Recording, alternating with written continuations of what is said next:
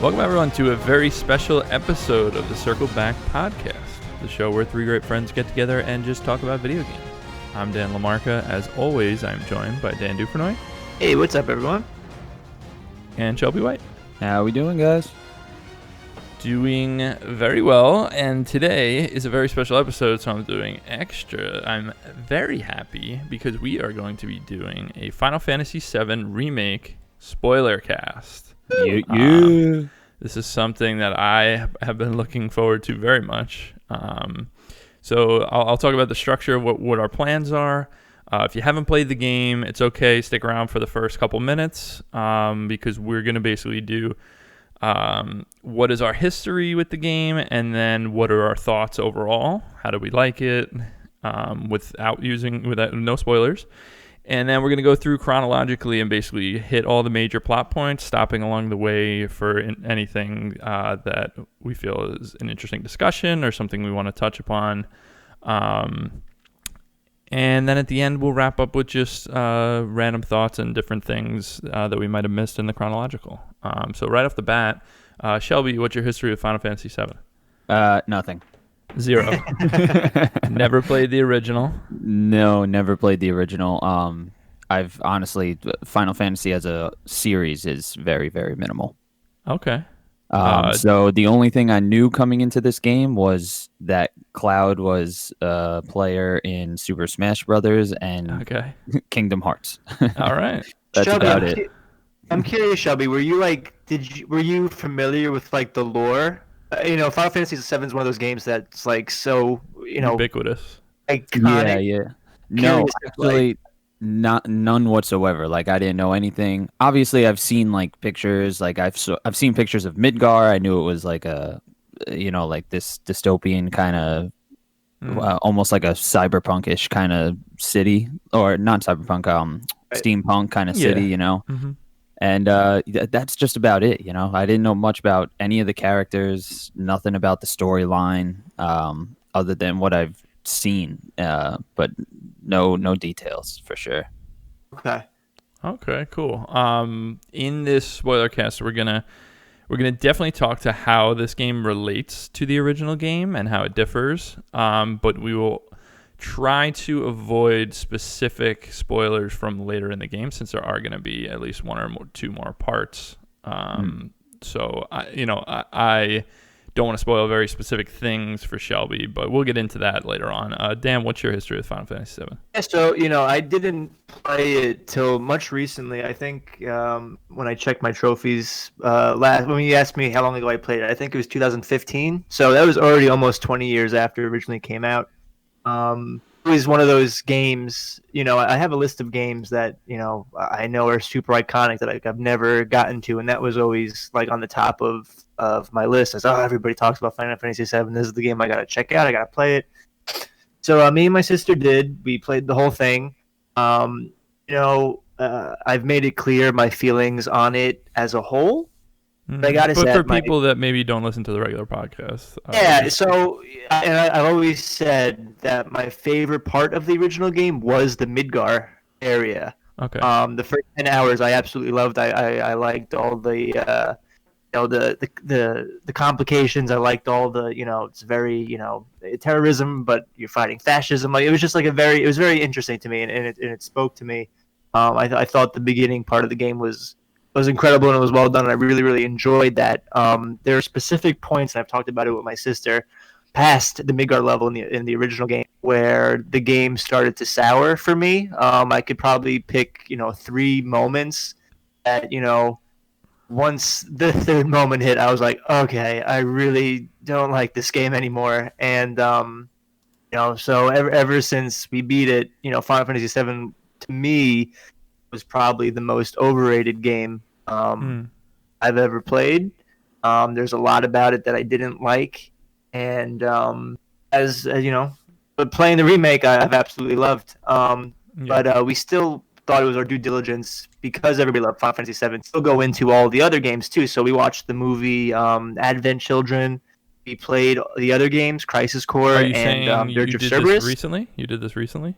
Around 2015, Oh, around the okay. time that Okay. around the time that we beat Final Fantasy VII. So we Okay. really tried to, I don't want to say that I was lazy about it. Like we really tried to soak in everything about this game because we knew everybody loves it. So maybe we're missing something. So Right. Dirge of Cerberus was Vincent Valentine. He didn't show up in the remake, but Vincent Not Valentine's yet. I'm sure you will. his story game, just him, and then Advent Children was like a sequel to Final Fantasy VII, and Mm-hmm. Crisis Core was Zack's story. And for those, Right. so we really tried, and the more and more we played those games, and the more we got into, this world of Final Fantasy VII, the more and more I didn't like it. And it's a shame. Okay. So that's So your I, history with Final Fantasy VII. For me, it's I played it in about 1999. Played through the entire thing. Absolutely loved it. Thought it was a masterpiece. Young Dan thought he was cooler than everyone else because he played a real adult game. That was kind of like my MO at that time. And then the subsequent few years following, sticking with that snobbish, mentality. And then probably 2008, 2009, I replayed the entire thing and really had a dislike for it. Mostly because, again, following this unfortunate trajectory in my taste, I feel like I was playing games like BioShock at the time, and seeing some deeper storytelling, and starting to look down upon Final Fantasy VII that was like very overt with a lot of its themes, and not a lot of depth in the characterization a lot of the times. So I remember just thinking, oh, like this. I get why people like this, but now I'm older. I've seen Darren Aronofsky movies. I don't want to. Final Fantasy VII. They're not doing anything too interesting. And of course that was naive. And I think now looking back on that game, number one, in the context of this game, I have more respect for the original. But even without this game, I think looking back on it as what it is, like as a, hey, this is an anime style story, and they're doing some interesting things with like what does real like anarchy and change require. Like there are some interesting themes in that game that when I was 18 or so, I didn't necessarily give it credit for. So now looking back, I'm like, okay, I actually respect that game a little more. I still think it's massively overrated. I don't think it's the best game ever made. I think there are better Final Fantasy games than the original. But overall, I definitely look back on it a little more fondly than I did 10 years ago. But yeah, so that's basically my history with 7. I haven't played it since that time, about 2009. And yeah, so let's jump ahead. We're still not spoiling yet. I just want to get everyone's thoughts on this game as a whole. We don't have to talk specifics here because, again, we'll be diving into very specific topics. But here, just give me a brief. Did you like it? Did you not like it? How much of it did you like? How much of it didn't you like? Shelby, what are your thoughts on the game as a whole? Biggest waste of $60 ever. No, I'm kidding. I love this game completely as a whole. Like, as I said, I didn't have any experience with Final Fantasy games, really. Very minimal, and I almost couldn't put this game down from start to finish. I Right. think I had about a 40-hour playthrough and loved just about every second of it. Without getting into details, I really don't have anything bad to say about it Okay. on the surface, but So you liked yeah, it quite a bit, though. I liked it quite a bit. Yeah, it's Yeah. definitely a type of game that I would absolutely dive right back into if like a sequel came out immediately. Like Right. I don't feel any like burnout from it, Okay. even Cool. even coming off 40 hours. Right. Dan, what are your high level thoughts of the game? Shelby hit the nail on the head. I was hesitant to get this game because I was like, I don't feel like playing the original game, so why would I want to play, the game, again as a remake? Having said that, I'm happy to admit that I was 100% wrong, and I'm so glad that I picked it up. It's my game of the year right now. And by just finishing it, I am so tempted just to play it again. And that is like even the best games that I've played. I've never had like every game, but some of the best games that I've played. I'll finish and then I'll be like, that was amazing. All right, I need a break from it. Like no, this one, like I'll be happy to jump right in, and I can't wait for a sequel. They can have my money. It was so good, and I had such a blast with it. Yeah, and I'll say for me, most of the reasons why I think this game is so incredible, we'll cover in the next hour to 2 hours. But I'll just say I love this game. I think they took huge risks doing it, which sounds so silly. It looks like it's a remake of one of the most popular and beloved games in video game history, so it sounds silly to say they're taking a huge risk. But we'll dig into why within the next couple, hour or two when we do the spoiler cast itself. But I will just say I think they did a masterful job on this remake, and I'm extremely excited for where they're going. So right there, that's your cutoff. Everyone that has not finished the game, we are going to start the spoiler cast portion of this episode. And guys, like I said, I think the best way to do it is go chronologically and stop along the way to discuss whatever we want to discuss.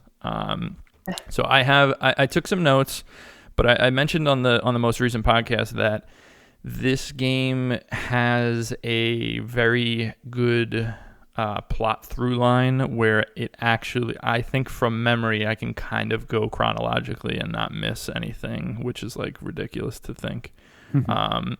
So starting at the beginning, did you both play the demo or was it just me and Shelby? No, I ended up playing the demo as well. Yeah, I didn't play the demo. Oh, Shelby didn't play the demo. Oh, yeah, I think you guys both played it. I hadn't. So the very beginning of the game opens up. The only difference between the demo and the opening of this game is that first opening cutscene. Am I right?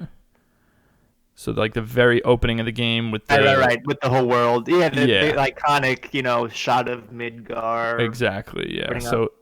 So we get a flyover of the world around Midgar and then into Midgar, and then it's Cloud on the train hopping off, and a lot of banter about Cloud being a merc. I think this hot section, merc.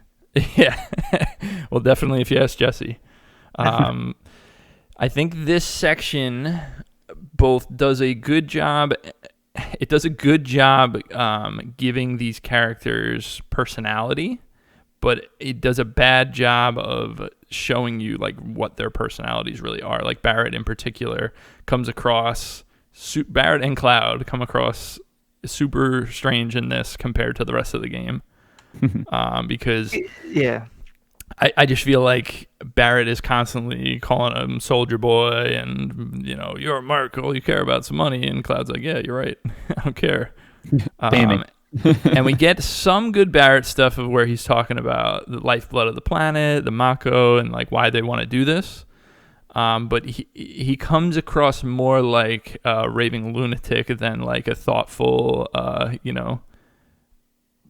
Right. You know what I mean? Right. In this first area, I was like, all right. I feel like the way that they present, so when I played the demo and you saw how Cloud acted and the way that Barrett acted, I mean, that's how, if I remember correctly, that's how they were the entire game of the original series. You know what I mean? Like the way that the writing was. So, you know what I mean? So that's... Yeah, and I mean, yeah. And we're talking broadly there because that's not like there's definitely development in those characters. Not enough, not as much as they did in this game, but there's some development. But yes, for the most part, you're right. That's... So when I played the demo, I was like, "Oh, all right, here we go. Here's this is gonna be the whole game, and we'll get to it." But I was delightfully right. So number one off the bat, I see Barrett.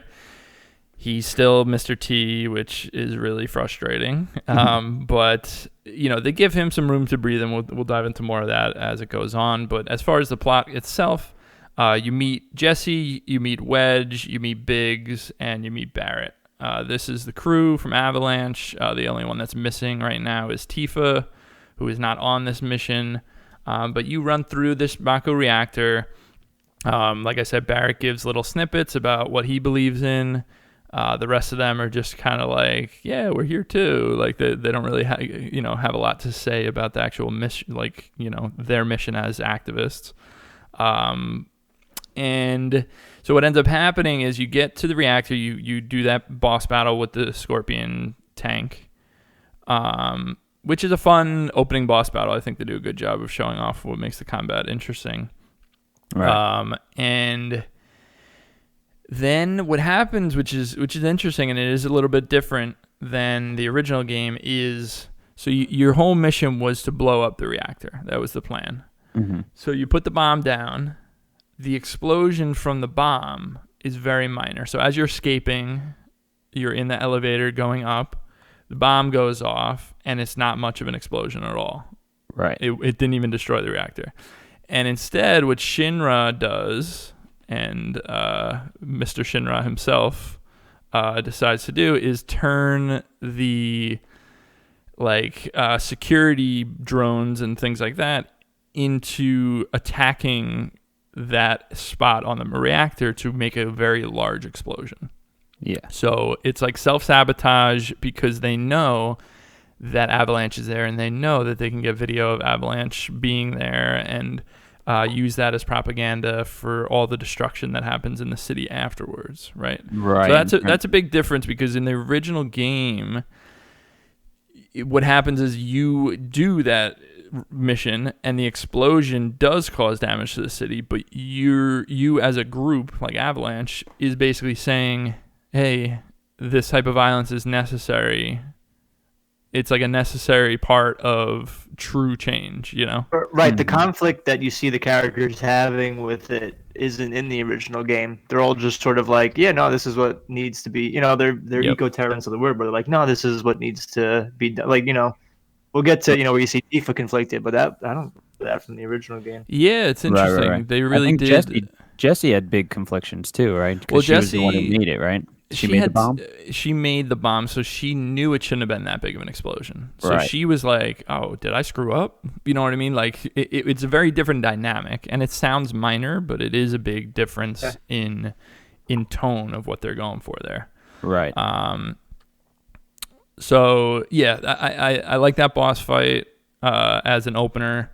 I like that section in general. It just feels a little bit like not what they end up going for. It feels kind of its own piece, that first section. Yeah, it feels like Tonally. a demo, right? Yeah, it really does. I do like it, like you're saying, like it does set up the game. It sets up immediately the fact that, hey, you're gonna have to change characters throughout this game, like as you're playing. Like that's what I like about it a lot. Mechanically, they do an excellent job. I'm just saying, like tonally, I think it feels at odds with a lot of what the rest of the story is doing, which is interesting. Right. Of course.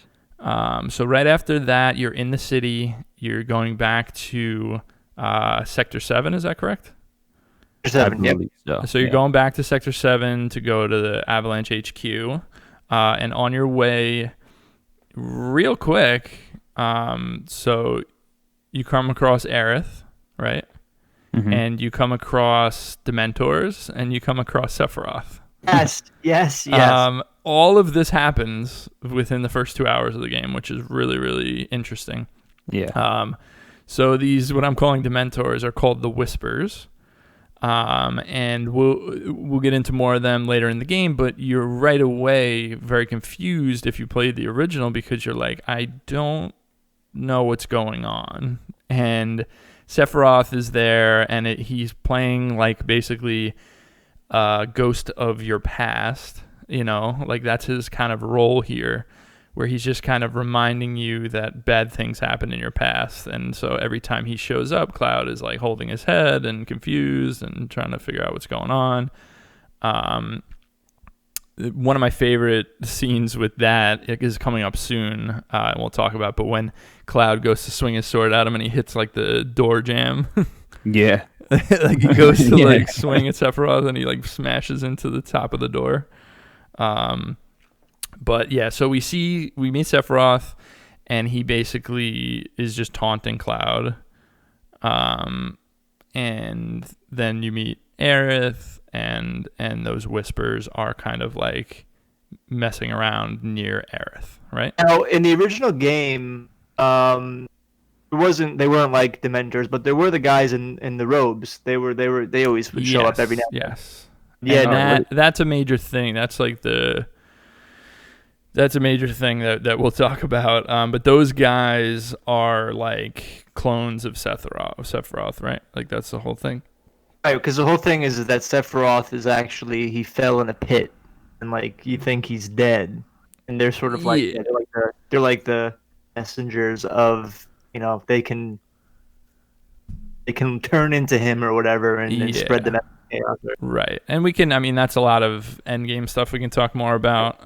But for now, you're just seeing these whispers, and you're confused about what's going on. The Dementors are totally different in their place in the lore. 180. It's really cool. Yeah. And then, so from there, you go back to Avalanche HQ, which is Tifa's bar. What's the name of the bar? Do we remember? Seventh Heaven. Yeah, because it's District 7. What is it called? Sector 7. Seventh Heaven. You see Tifa for the first time in a while. Obviously, Tifa and Cloud have some history. You don't really know what that history is at this time. It's just like, oh yeah, we know each other from a long time ago, like that kind of thing.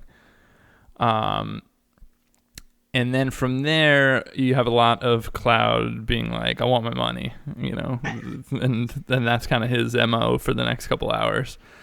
So you run around with Tifa and do a bunch of side missions, make a name for yourself as a merc, as they say. And then from there, I'm trying to think, are there any major events before you go on for the second reactor?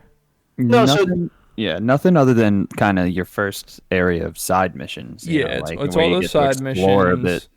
You meet Marlene in Seventh Heaven. Yeah. But I think that's basically it. So Marlene is obviously framed as Barrett's daughter, that, and that's pretty much all that we know about her. You don't see a mother or anything. Is this is when you wake up and now it's daytime and you're kind of exploring, right? Yeah. So you do meet that guy next door. Yeah. You meet the hooded guy next door. Yeah. You meet Chadley. You meet your So this is the most Kingdom Hearts aspect of the game. There's this weird hooded figure with a number written on his arm. Yeah. And you're like, what is this? Like, what's going on here? And then, like I said, you end up seeing Sephiroth again, and Cloud is like disoriented, and he goes to like swing his sword at him, and ends up hitting the door. And it's like Tifa's like, "Are you okay? What's going on?" Yeah. And don't you like go after the hooded guy? And Tifa's like, "No, he's fine. Like, leave him alone." Right.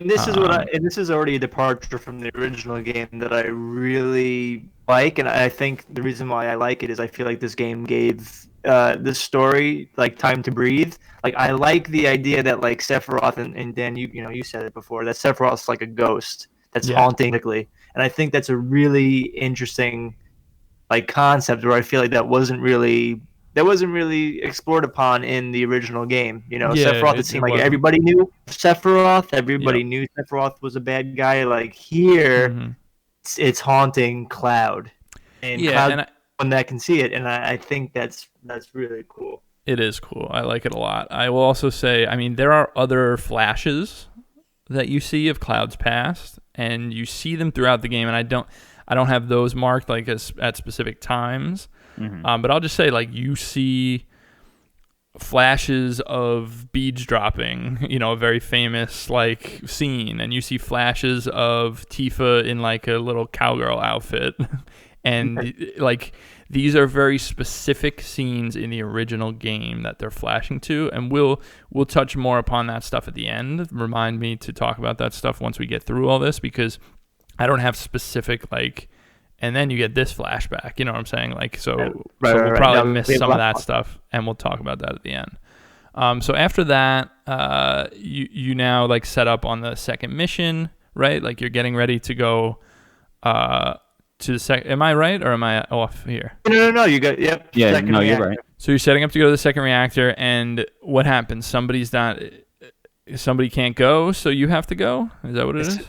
She like twists. Jessie twisted her ankle because the whispers went after her, right? Right. So you wake up, right, and there's nothing but whispers.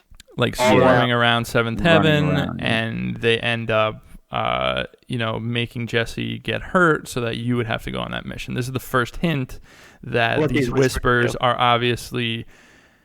I mean, you don't really. I don't know about you guys. I didn't have a full grasp of what they were, obviously, but it was it was right there where I had the first idea of like, okay, is this like I felt like there was some sort of they were pushing us in the direction of the original game. Like that's the idea that I had right away.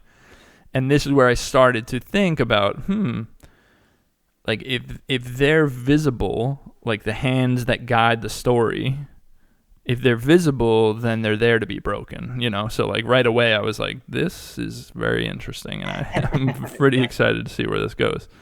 So you go to the second reactor, right?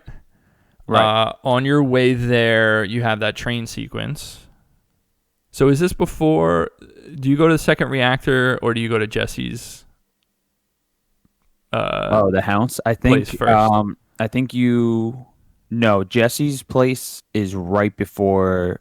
You go in. It's not the second reactor. It's before the second reactor first. Yeah, Jesse's place. You do the second reactor first. See Roche. Right. It's right after and right. Like in the middle of the Roche scenes. Right. And that's before or after the second reactor? I believe it's after. Yeah. I couldn't remember. But no, because the second reactor is what like sends you to Aerith, isn't it? Yeah, you fall to Aerith. So you do the Jessie stuff first. Maybe it is first. All right, so Jessie has on the train. Jessie basically has a side mission where she says, something needs to be done. I have something I need to take care of, and basically she wants you to help, but she doesn't want to involve the other guys, right? Mm-hmm. So they end up saying, "Well, screw you. We're coming anyway," right? But you go and visit Jessie's family home, and this is where I realized, oh, okay, like they actually are doing some interesting character work here rather than, like the shallow puddle. This is like actually has some depth to it. Oh yeah, because in the original game, I mean, Jessie, Biggs, and Wedge, they're like, nothing. Yeah, they're nothing characters. Flash in the pan, nothing at all. So yeah, I was really delighted by it. Yeah, well, it's interesting because not only am I excited about the characterization, but the story beat itself is really good. Where you're going topside. So, the way that this world is set up is there's the slums underneath this big plate, the big pizza in the sky, as Barrett calls it. There's this group of slums underneath the main city of Midgar. So topside is where all the like wealthy people live, and people that work at the reactors and stuff like that. And underneath is just where all the forgotten people are. Like that's kind of the idea. They're not as policed. They're not as looked after, because they're below the poverty line. So they literally live below everyone else. It's like a very parasite type of thing. So you go topside, and you go to Jessie. Jessie basically says, I need you to steal a key card from my dad's room. So Jessie goes in with Biggs and Wedge and is like, hey, Mom, good to see you. Can you make us some of your homemade pizza? And then we have the unfortunate fat joke that Wedge loves and eats too much pizza. And that's a continuing theme, just similar to Barrett's Mr. T-ness. Yeah. And so you sneak in the back, you go into the room, and you see Jesse's dad basically in a coma, like getting transfusions, and he's like very, very sick. So you take the key card, and basically, so does Jesse tell you on the ride over like what happened to her dad? I forget.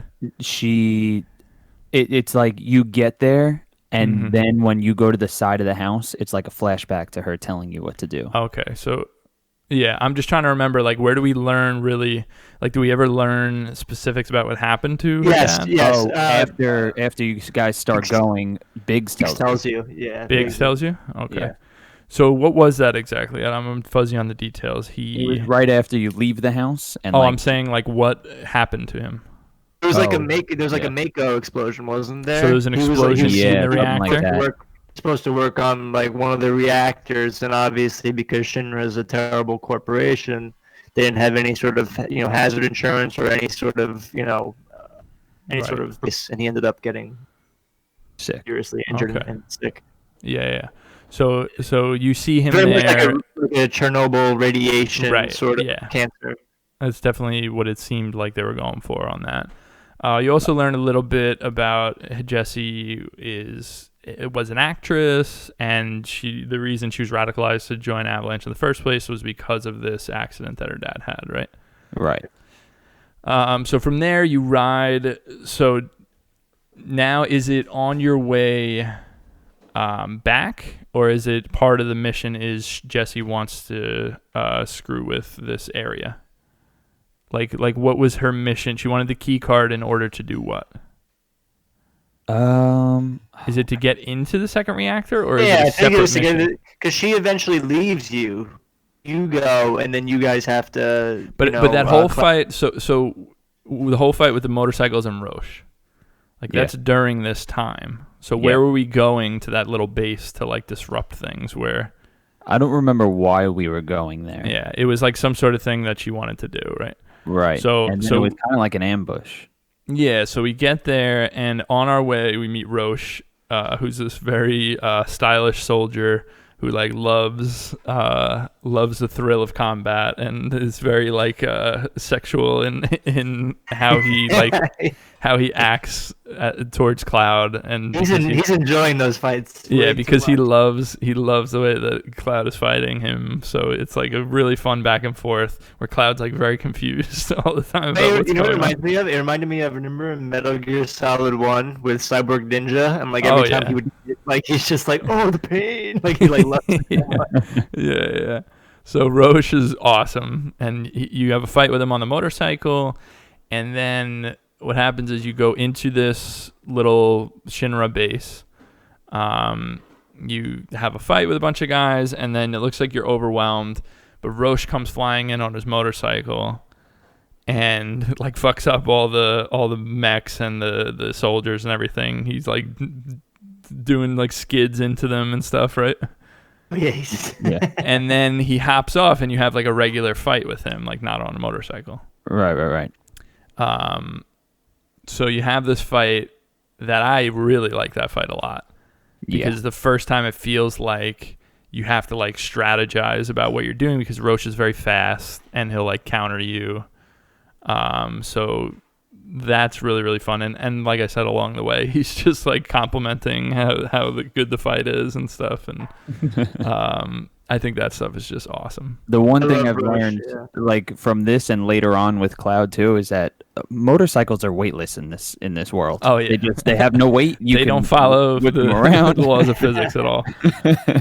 Apparently, skinny 140-pound dudes can just throw a 500-pound biker. Yeah. One thing I do want to say, with this mission, I just looked it up real quick. You sneak when you're doing the Jessie thing. You're sneaking in. You get the key It's card for the bombs. I'm remembering it now. Bombs, yeah. It's because she wants to like redo the bomb because she wasn't happy with the way that it went. To get That's new funny. bombs. The second you said it, I remember it. So that was the whole reason that they went there. Yeah. So you end up with the help of Roche after you fight him. You end up escaping. And then, so this is where you now are prepping. This is where you go to sleep, and you're ready to like leave them basically. But then the stuff happens with the whispers, and Jessie hurts her ankle. So from there, you are, okay, we need someone else to run this mission on the second reactor. Looks like it's going to be you, Cloud. And he's like, I want double pay. You know, he's like trying to be tough guy still. You merc. Yeah. Typical merc. And so you end up setting up, the whispers come, and you basically, all right, Jessie can't go, you're going, so time to set off on the second reactor.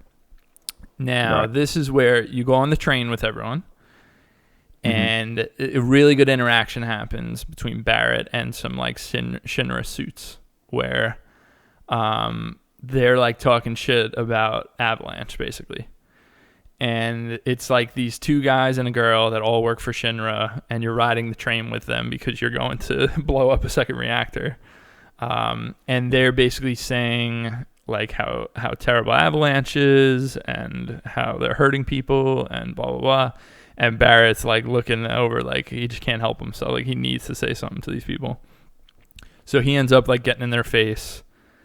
And they have like kind of an altercation where Barrett's like, he's basically spewing what he believes in as an activist about Mako and what Shinra does that's bad, right? Yeah. And I really like that scene a lot. I thought it was cool to see because Shinra is never like, never has faces except for like big bads, Right. So like normal people in suits like talking shit about Avalanche, like they're drinking the Kool-Aid from Shinra is cool. Although the guy does act like a child a little bit, and he's just like, we don't stand up. Well, we stand up to bullies like you, Avalanche. Yeah, it's like, but that's what I love about it. All right, guy, like, you're 30-something. Yeah, but that's what I love about it is like he's so defensive, Yeah, like, I agree with you, Dan. I think when you're trying to like tell these overarching stories and you have these like mega bad villains, like I think it's really interesting. It's like didn't come from space. Like these are like people that for some reason believe that this is the right thing. Exactly. And I don't know if you guys took the stairs or the elevator, and we'll talk about that later, but the elevator scene, if you haven't seen it, if you took the stairs, the elevator scene with Barrett is like the number one like beautiful indicator. It's where he really gets to shine, and we'll dive into that later, but it's a variation on this theme of hey, here's some normal dudes working for Shinra, like why are they so pro Shinra, Right. I don't even recall that. Was that right at that It's at the end. It's at the end, the stairs or the elevator, the 100 flight stairs. Oh, gotcha. But so from there, something happens on the train where you get scanned and some of the badges don't work, right? Or something along those lines where like you're basically found that not everyone on the train is good. Avalanche on the train again. Yeah. So you have to hop off, and you're running through the train tunnels to get there. Anything big happen in the meantime? Like, do we like story wise? Or is it just all right? Now we're just going through the vents and it's a lot of grinding. You find out about like the Avalanche code. It's like that dog sort of thing. That dog will be important later. I think the big thing is that you find out that like Avalanche is more than just Barrett, Tifa, Jessie, Biggs, and Wedge. They keep talking about how like other units. Yes. Yeah, right. Like their cell, and is this where Barrett like basically says like, yeah, they don't really work with our cell anymore because they think that they're too. They think they're too extreme, yeah. Which is actually really funny in the context of this and how sanitized they are. But so we see that dog for the first time. What's his name? Is it Scout or something? That dog. Stamp. Stamp. That's it. Stamp. Is that it? Yeah. So Stamp, it's like follow Stamp's nose, and it'll lead you the way. So you're like, following markings that the other Avalanche members have left behind that lead the way into the reactor. Right. So from there through the reactor, I think you're just kind of battling along, and there's a really cool aspect to this boss where you're kind of like creating the boss a little bit. Yeah. So like you're taking pieces away based on like vague descriptions. It's like, all right, well, this thing means that it can shoot missiles, but this thing means it has like a really strong laser or something like that. So like you're kind of picking and choosing what you want the boss to be, which I think is very, very interesting. And that boss fight, once you get to it, the what's his name, the Buster, I forget. The actual enemy at the end. He's really, really good. Oh, it's such a good fight too. Yeah, I definitely have it on my crab list. Crab Warden. No, it's not Crab Warden. No, it's Wind. Which one am I thinking of? Buster or something. I know the Crab Warden. He's near the end. I thought. Then I don't know where. Oh no! I know what you're talking about. Right. So it's this big robot comes in and I'll look it up right now. He basically, the cool thing about this fight is right before the fight, what's the CEO's name? I know his last name. I know he's Shinra, but do you remember his first name? I know Rufus. Rufus is the son. Heidegger's the... Yeah, but they call him President Shinra. President Shinra. All right, we'll just call him President Shinra. Name. So President Shinra not my president. So he comes up on this like hologram, which is really, really cool looking. Right. And he basically like starts chastising us and saying like, you guys are going to be the bad guys here. And then he puts the camera on you, right? Right. This is where the Airbuster. Airbuster, I knew it. It is a really, really fun and interesting boss fight. This is the first time where the combat like clicked on in a way where I was like, oh, I have to be switching between each character and doing different abilities. Like it really felt good, this fight. I love that because that was one of the things too. Like I really like JRPGs and I like turn-based games. So I'm like, oh man, like is it not gonna have that? But yet the way that they incorporated turn-based strategy into this sort of oh my gosh, like I hope every game after this, so it's so well done. So yeah, am I right in saying that I think he puts the camera on you and says like this is a broadcast of these terrorists? Is it the one up on the walkway? Yeah. Up on the walkway? All right, right. Yeah. So he basically says, here's the terrorists that are attacking the reactor right now, yada yada, and he like puts your faces up on the screen. Is that right? He does, yeah. But he has your sound off, so it looks like you're... Yes. So Barrett was like trying to say something, and you couldn't say anything. You couldn't, because he has your sound off, so he makes you look like the bad guys. Mm-hmm. Right. So then you fight the Airbuster.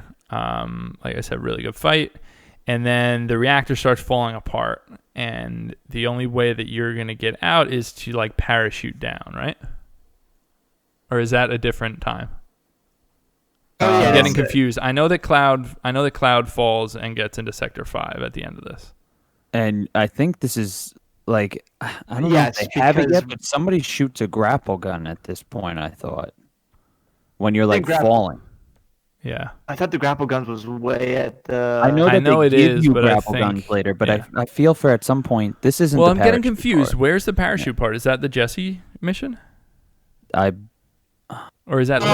Oh, wait a second. Is that the Jesse mission where you parachute down and then she tells you to like... Yeah, because Jesse and Biggs go... Yeah, Jesse and Biggs go, and you go with what's his face. So I have to mention that Wedge. Then, because you with Wedge, that was the Jesse mission, because Wedge gets hurt, he like burns his butt, and so when you get down, Wedge is like talking about how much his butt hurts, and Jesse is like humiliating him, basically like slapping his butt. Right. But then the funny part is Cloud just looks at him and he's dead serious and he goes, "Sorry about your ass." And it's just such like he's actually like trying to be nice, and it's so fucking funny to me.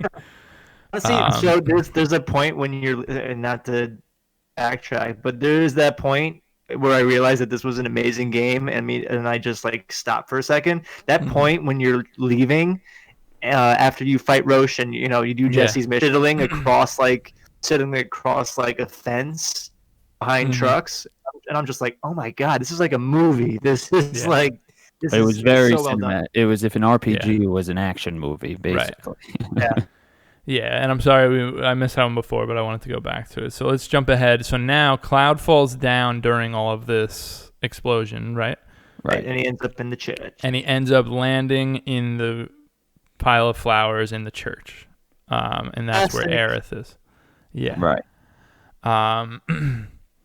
Right when he gets up, Aerith is there, and she's like, "Hey, I know you. You know, like, what's going on?" And right away, Reno, one of the Turks, walks in with a group of soldiers, and is basically like trying to take Aerith, right? Right. So you have this fight with Reno, which again, really like this fight a lot. It made you have to learn how to counter properly, which the previous fights never made you counter. Oh yeah. So this one was really fun, and it was interesting to see Reno with like the music that he had, and it was like a super tonal shift. You know, like it felt very different than the game that you played so far. But you end up fighting Reno and escaping with Aerith, along with the Whispers that are like, you know, helping you get out properly, protecting Aerith. And you go into Sector 5, and basically, so I'm trying to think of the timeline here, but is this where like Sector 5 opens? Like you get to explore the open world of Sector 5? Because you're walking across the rooftops and then eventually into... That's right. So you walk from the church, you have to go across all these rooftops, and then you get into the main area of Sector 5. So I think right away, if I'm remembering correctly, Aerith says, she says you can do whatever you want, like go explore. I'm gonna go help at the orphanage for a minute or something like that. Right. So you have a little bit of freedom to do stuff, and then pretty quickly you get roped back in where Aerith says, "Hey, meet the people at the orphanage, and let's go get them some flowers." So she brings you to her house, her garden, to pick some flowers. And you know, some side quests happen here and there as this is going on, but the major points are you're spending time with Aerith, you're getting to know her better, and then you go to her house at the end. So you go to her house, you meet Elmira, her mom, and you basically... So I'm trying to think, when you first sit down and like talk to her mom, she's like very nice to you. And then when Aerith goes upstairs for a second, she's like, "You're a soldier, right? And you're like, you can't be here. You need to leave." Yeah. So she tells you that, and you're like, okay. Like you're kind of like pissed off because you're actually like enjoying being normal for a minute, and then you're being told, you know, Cloud's being told to leave. And so you have to like sneak out and not wake up Aerith in this really goofy fucking like mini game of sneaking out. Wait, don't you fight Rude before this? That's what I was gonna say. Do you fight Rude before? I think like when you first go to her house house with the flowers. Yeah. Yeah, I think on your way to her house, he's in that area, and you wind up fighting him. So you fight Rude, who's another Turk. And I love that this guy. fight, not only because Rude is incredible, but I love this fight. I think it is so good. Yeah. Number one, because he's very defensive and strong, so like he'll just like counter you and throw some wrestling moves on your ass. Yeah, but it was awesome. When you get him down to a certain amount of health and his glasses break, oh my gosh, he reaches in his pocket, pulls out a new set of glasses, and fucking puts them on. All right, so all I could think about here, he is the like Men in Black character from Lilo and Stitch. Like oh my he gosh, does the exact same. He really is, and he sounds just like him. It's awesome. Yeah, and then such a good point of when he gets a phone call at the end of the fight, and his ringtone is the Tango of Tears, and he like answers the phone, and it's just like, what is this game? It is so wild. And earlier on, when you were in the tunnels leading up to the second reactor, you hear Barrett like humming that after we win a fight and stuff, and it's just like, it's so bizarre but so good. It's awesome. Yeah, and then so from there, and I will say, I think, we'll jump back into when you're leaving, sneaking out of the house, but I think a lot of the pacing of this game, like the pacing of the main story missions, are very, very good. But when they open you up and say, go do side missions, it's a nice breather, but it also feels totally strange. Like it's very disjointed. Very disjointed. And I wish it was, instead of, hey, here's an open area, go do 2 hours, 3 hours of side missions, I wish it was like, let's do one here and then do a normal mission, then do one here and then a normal, you know what I mean? Right. Especially when like it gets later and they give you like 15 missions to do. That last area, yeah. What? That last time being in Sector 5 was rough. It's funny because they know they only have like 3 sections of open area. So they're like, every time you get there, they just let you explore and go wild. Right. There's definitely a better way to do that, but that's not really here nor there on a spoiler cast. It's just something to mention. So we fight Rude. We go to Aerith's house. So she doesn't really talk about her past or anything. You get it from Elmira, right? At the end when you go to leave? Yeah, like the orphan situation and stuff like that. Like her finding her. What I'm trying to remember, because you're told to leave, but when you go to sneak out, Elmira's at the table and she talks to you. Is that right? Yeah, but you don't get the full gist of it until the last time. Until much later, yeah. But I think this time she just says... I think she gives you directions, doesn't she? She like tells you how to get out of there.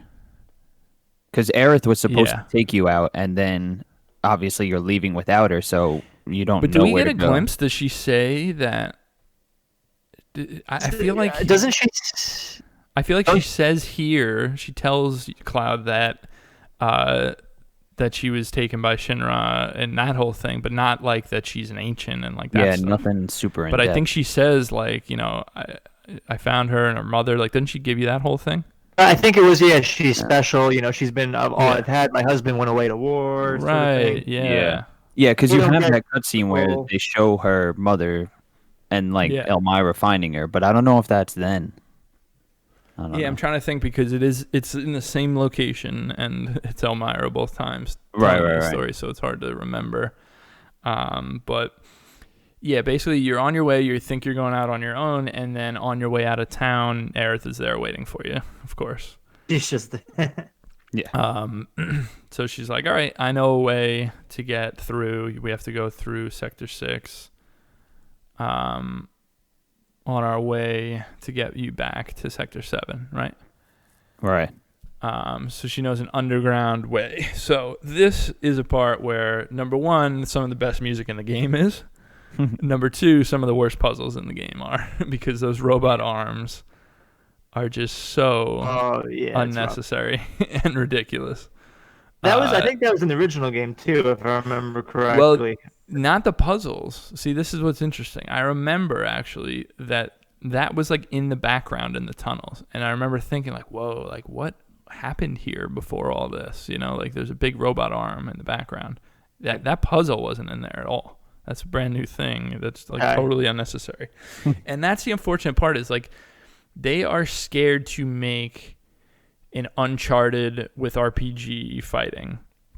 So they feel that they have to add in all these mini games and weird little things, and we'll get into it more at like Hojo's lab and like stuff like that. But there's so many examples where like it's so clear that they were like, well, we need something here. And it's like, you really didn't. Like, we have the game that we want and you're doing a great job. Just have confidence in yourselves. But yeah, so you get through this area. I think you have this weird mini boss battle with these 3 guys. That whole scene is so weird. And they're very Mad Max. Yeah, it is just so bizarre. They're like bandanas over their mouths, but it's also over their eyes. It's like I remember, and they're all. I think they're all like, "What's this?"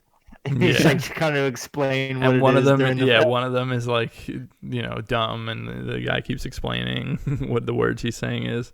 Oh yeah. But basically, you get through this area, and you continue through the tunnel, and stop me if there's something I'm missing, but I believe the next major thing is you're sitting in that playground with Aerith after you get through the tunnel. Yeah. And she basically says, like, oh, you're a soldier, right? What were you? And he's like, oh, first class, whatever.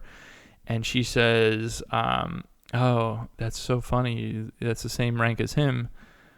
And Cloud's like, who? And she's like, the first person I loved, or something like that, I think she says. Right. And if you've played the other game, you know who she's talking about. It's Zack. And I won't. I don't want to go too much into Zack because we'll talk about this stuff at the end. But it's interesting because it makes it gives you like the flashes of like some things that like this is where you get some of those weird flashbacks of like Tifa and stuff like that, where you're like, what is going on? That's funny. I actually have a note written down here. Who is Zack? I have no idea. Yeah. Wait, yeah. One thing I just remembered about the tunnel too isn't as you're going through that tunnel, doesn't Aerith keep trying to give you a high five and like? Oh, that is a really good bit. Yeah. I'm glad you said that. So that's a really good bit where like Cloud won't give her a high five, and then he goes to like later on he goes to give her a high five, and she's like, oh yeah, we can do ready that. for it. Yeah, and then they finally get a good high five at the end. Like I love that. See, these are the little things that you feel free to stop me if I'm missing. I just remembered it afterwards too, and I was like, there was something else, didn't they have like? Oh weird yeah, things? that was really good. And the whole, I like the whole dynamic between Aerith and Cloud, where she's kind of like, she's just like flirting with him, but like being playful on purpose. You know what I mean? Like she's just like she's just kind of being like, oh, this is fun, like like having fun with this cute guy, like like it's not like it's not like she's obsessed with him the way it seemed like it was in the first one. Yeah. She's awesome. Yeah, she's such a good character. So then we get through and we do that. Like I just said, we're sitting on the playground talking about the past. And then all of a sudden there's Tifa riding by in a cage being pulled by a chocobo. You're very confused as to what's going on. But you see Tifa, and she says, like, I'm good. Don't worry about it. Like, I got this. I know what I'm doing. Which is very different than the original, where she was literally, like, a damsel in distress. Like, this was Tifa's plan in this And she meant to do it, yeah. She meant to get captured, and she meant to go to this place. Like, she has a plan, which I like a lot more than the original. Yeah. In that case. Oh, definitely. So this is where, like, Cloud and Aerith are basically talking, and Aerith is like, we gotta go help her. And Cloud's like, she said she's got it. I mean, I think she's all right. And Aerith's like, dude, like, come on, we're gonna help her. And it's nice because it's more like, hey, let's go help out, rather than like, she's gonna die, we gotta save her. Right. Yeah. Right. Because you were just about to break back into Sector 7, right? Like you were trying to get you're back right there. Yeah, right, yeah. Because she was coming from Sector 7 into Right. Sector 6. So this is Wall Market.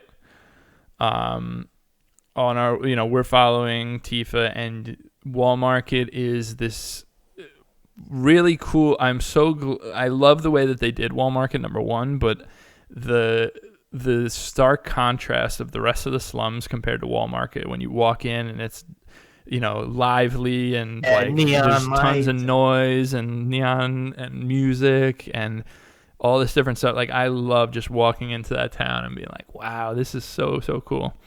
Not to mention you meet Chocobo Sam and the music is still the same Wall Market music, but it's like Western when you're near Chocobo Sam, and then you walk in and it's like the normal music.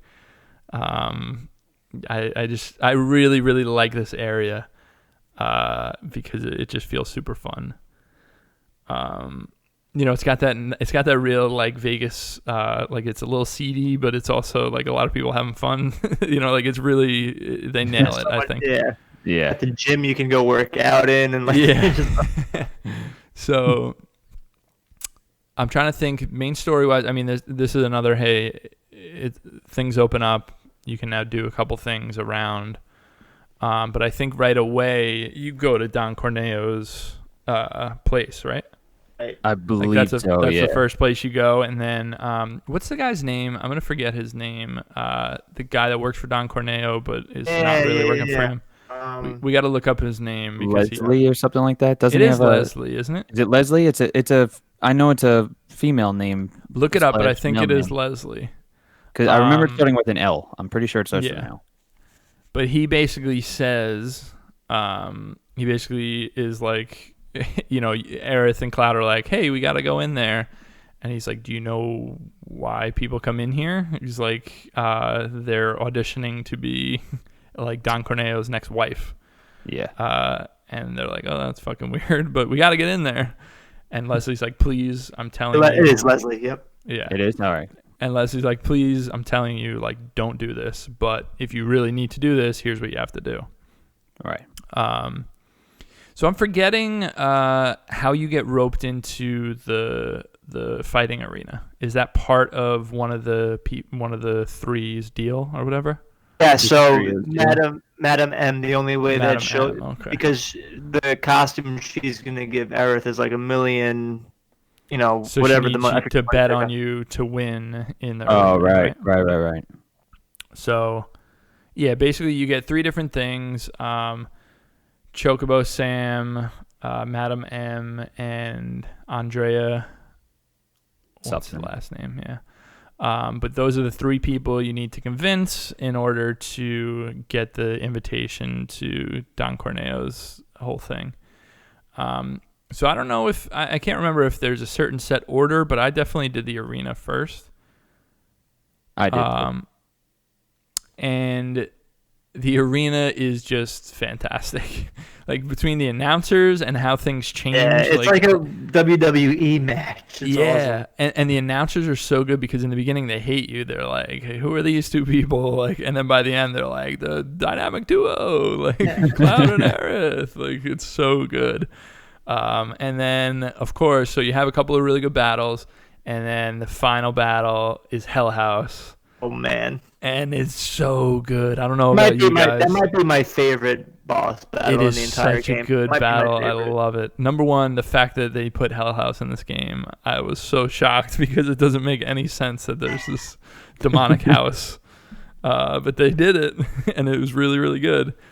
It was interesting. It was one of the first times they forced you to use like all your elemental abilities in order to break through Hell Houses. That's why I liked it, because the house kept changing.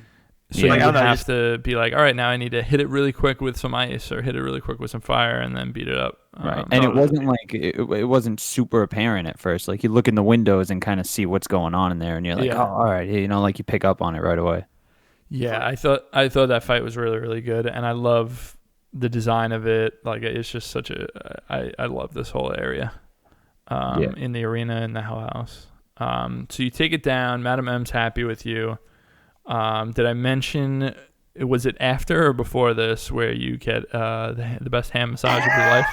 Oh my gosh. I've never been so uncomfortable in my life. The funny thing about that whole scene, so basically, I mean, the joke is that you're not seeing what's going on. It sounds like Cloud's basically having an orgasm while he's apparently getting a quote-unquote hand massage. And the best part is when afterwards you literally switch to Aerith so that Cloud can like walk over to the wall and like brace himself. Like it switches character control to Aerith because you're so like you can't be bothered. Cloud, are you okay? He's like, It's so funny. So basically, you finish that with Madam M, and she says, all right, I'm going to get Aerith into this amazing dress. Whatever. And then do you have to do the Chocobo Sam stuff before the Honeybee Inn, or does it matter? I can't remember. I don't remember either. What was that? Do you have to do the Chocobo Sam stuff before you do the Honeybee Inn? Is the Honeybee Inn always last? I don't know. I feel like it would be just because I think I did it last. Yeah, because you leave the Honeybee Inn and go directly to Don Corneo. Yeah, exactly. All right, so you do the Chocobo Sam stuff. There's not much story along with that, right? It's mostly just. I'm trying to remember even what the Chocobo is. That where you have to rescue the Chocobo?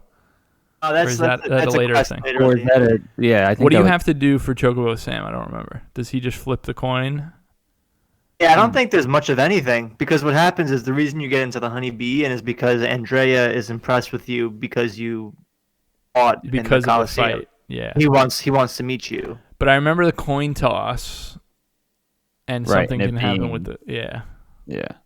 No way to win. Is there any way? There's no way to win the coin toss, right? He has a double-sided coin. He has a double-sided coin. Yeah, I Right. think there's a way where you can say like, "No, I'm not doing this," and something different happens. But Okay.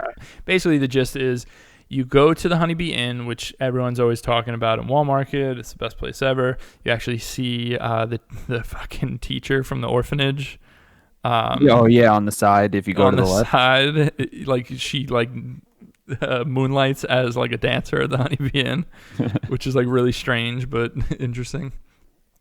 And so you go into the Honeybee Inn, and holy shit, I absolutely love this part. Like they nailed it in a way I did not expect at all. It was so good. Because in the first game, it's really bad in a lot of ways.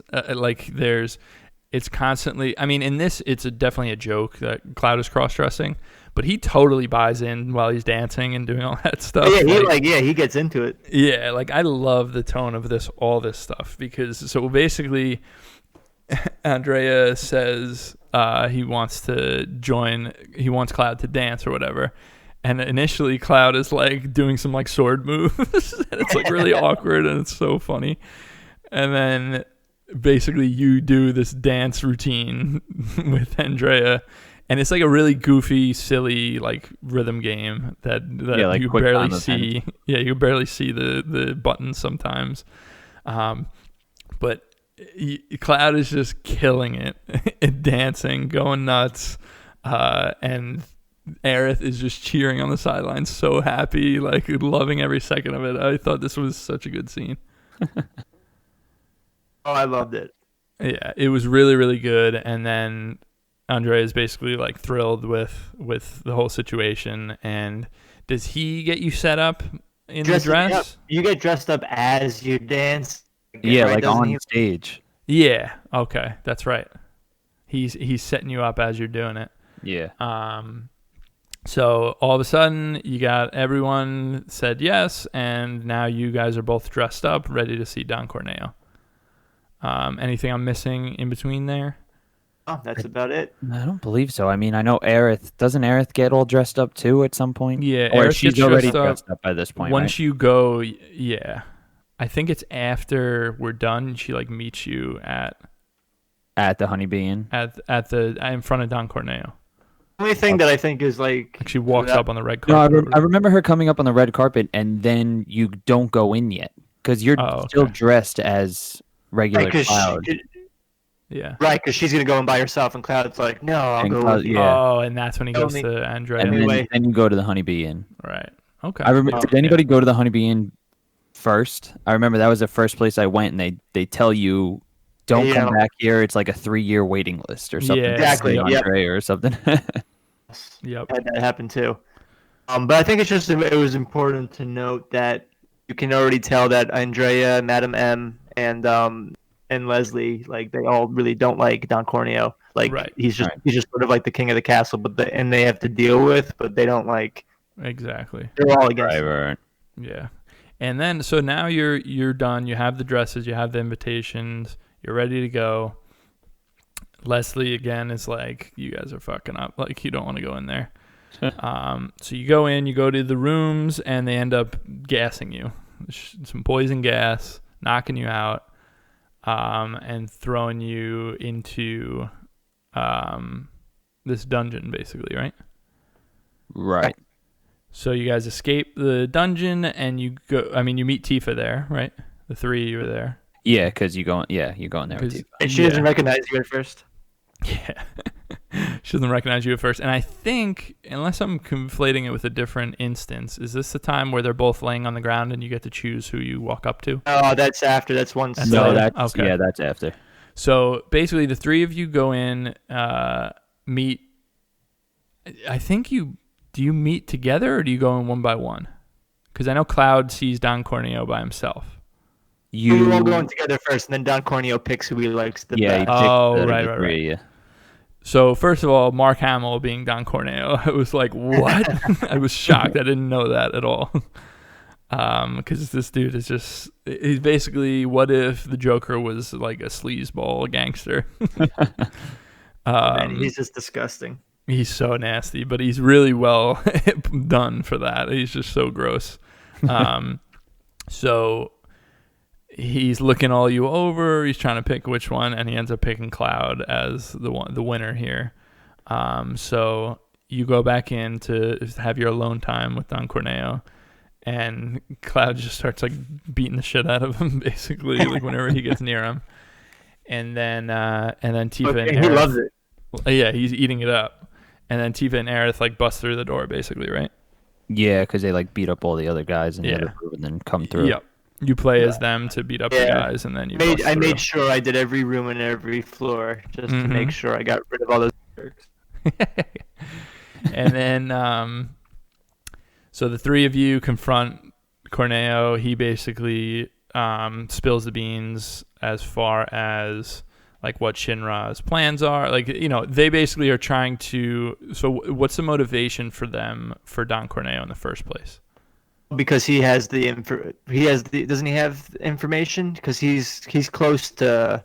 He reveals more later on, but I think at this point you're right. I think he just says that he's got information about like why did Tifa go to him in the first place? Well, this is when he reveals that Shinra is planning on blowing up the entire sector. Yeah. Yes. This is like a watershed moment. This is like really. That's right. That's right. He tells them because. So did Tifa just go there because she's like, oh, I have a tip that Don Corneo knows something? And that's what it was. She was gonna go there to get She was gonna go there to get intel. Yeah. And then so there they have he their ends up weapons. saying they're dropping the plate on Sector 7. Right. And then quickly he hits the trapdoor and you guys fall into the sewer. Yes. So down in the sewer, we fight. Boss fight with Abzu, I believe. Yeah. Yeah, like right away. This is where you get that choice. When you fall, you pick who you pick up. Got it. I actually did both because I died the first time fighting Abzu. Oh, funny. So I think that matters on who you get the sequence with in a couple chapters. Oh yeah, I don't know. Yeah, I believe so. But we'll get to that. So fight Abzu. Pretty cool boss fight. I enjoyed it. You know, he throws rushing water that you have to dodge, and then you just kind of make your way through the sewers. And when you come out basically at that playground where you found Tifa in the first place, right? Yes. Anything much to discuss in the sewers, or is it just kind of? No, I feel like it's just grinding and. Yeah. Okay, so we get out of the sewers. You come across the Ninja Turtle enemies for the first time. That's true. Yes, that is true.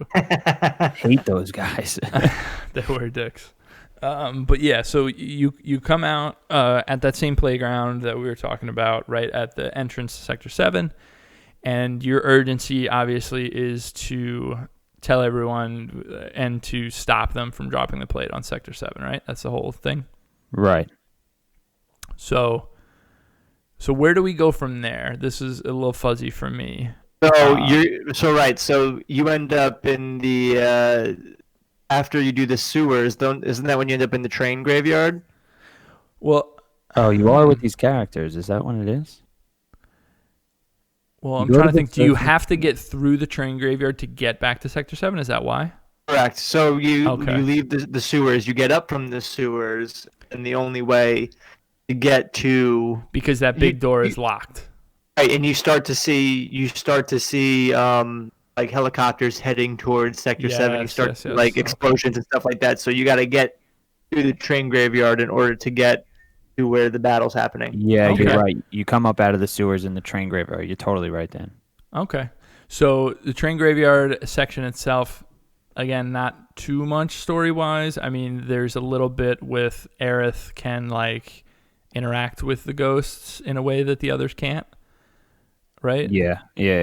But for the most part, it's just going through, fighting ghosts. It's a creepy area. They do like little drawings on the wall and stuff. It's pretty evident, even if you didn't play the original game, that these are obviously like children ghosts. You know what I mean? Like the way they're drawing and stuff like that. You fight the big ghost boss, which I did not very much care for that fight. I'm not gonna lie to you. I to this day have no idea how to beat the ghosts proficiently. Like I just kind of winged it and got through grinding. So there is one secret. Cast healing on it. Okay. Yeah. I was doing that at some points, and then like sometimes it didn't work great, so I was like, maybe that isn't it. Like it kept switching. I tried every freaking element on them, and then just wound up going into Punisher mode and going whenever it was able to get hit by physical. Yeah. So I wasn't a huge fan of the train graveyard area. It felt like a little bit like filler to me, except for the boss at the end of that. Oh, that cool Bloodborne looking boss. Yeah. Oh, that was awesome. That was a really good boss fight and a really fun one where you actually had to like switch around a lot, and I feel like that was a good challenge and a fun boss fight.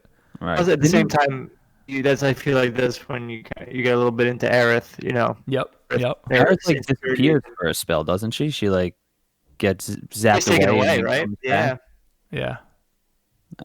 I really dug that, but I think the train graveyard overall was just kind of like, okay. Yeah. Not much happened story-wise. The lavender town of Final Fantasy. Yeah, absolutely.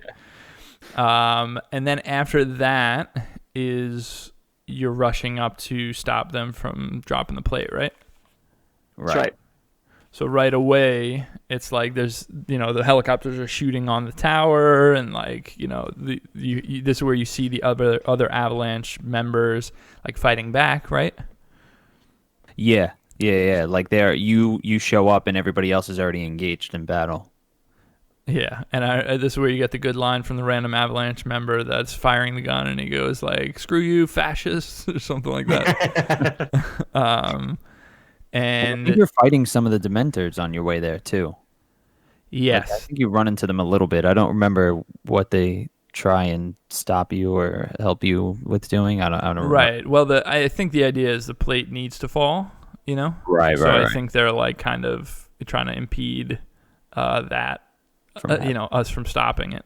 Yeah. But basically, as far as story-wise, you go up to the top of the plate, and you have a fight with Reno and Rude at the same time. Is that right?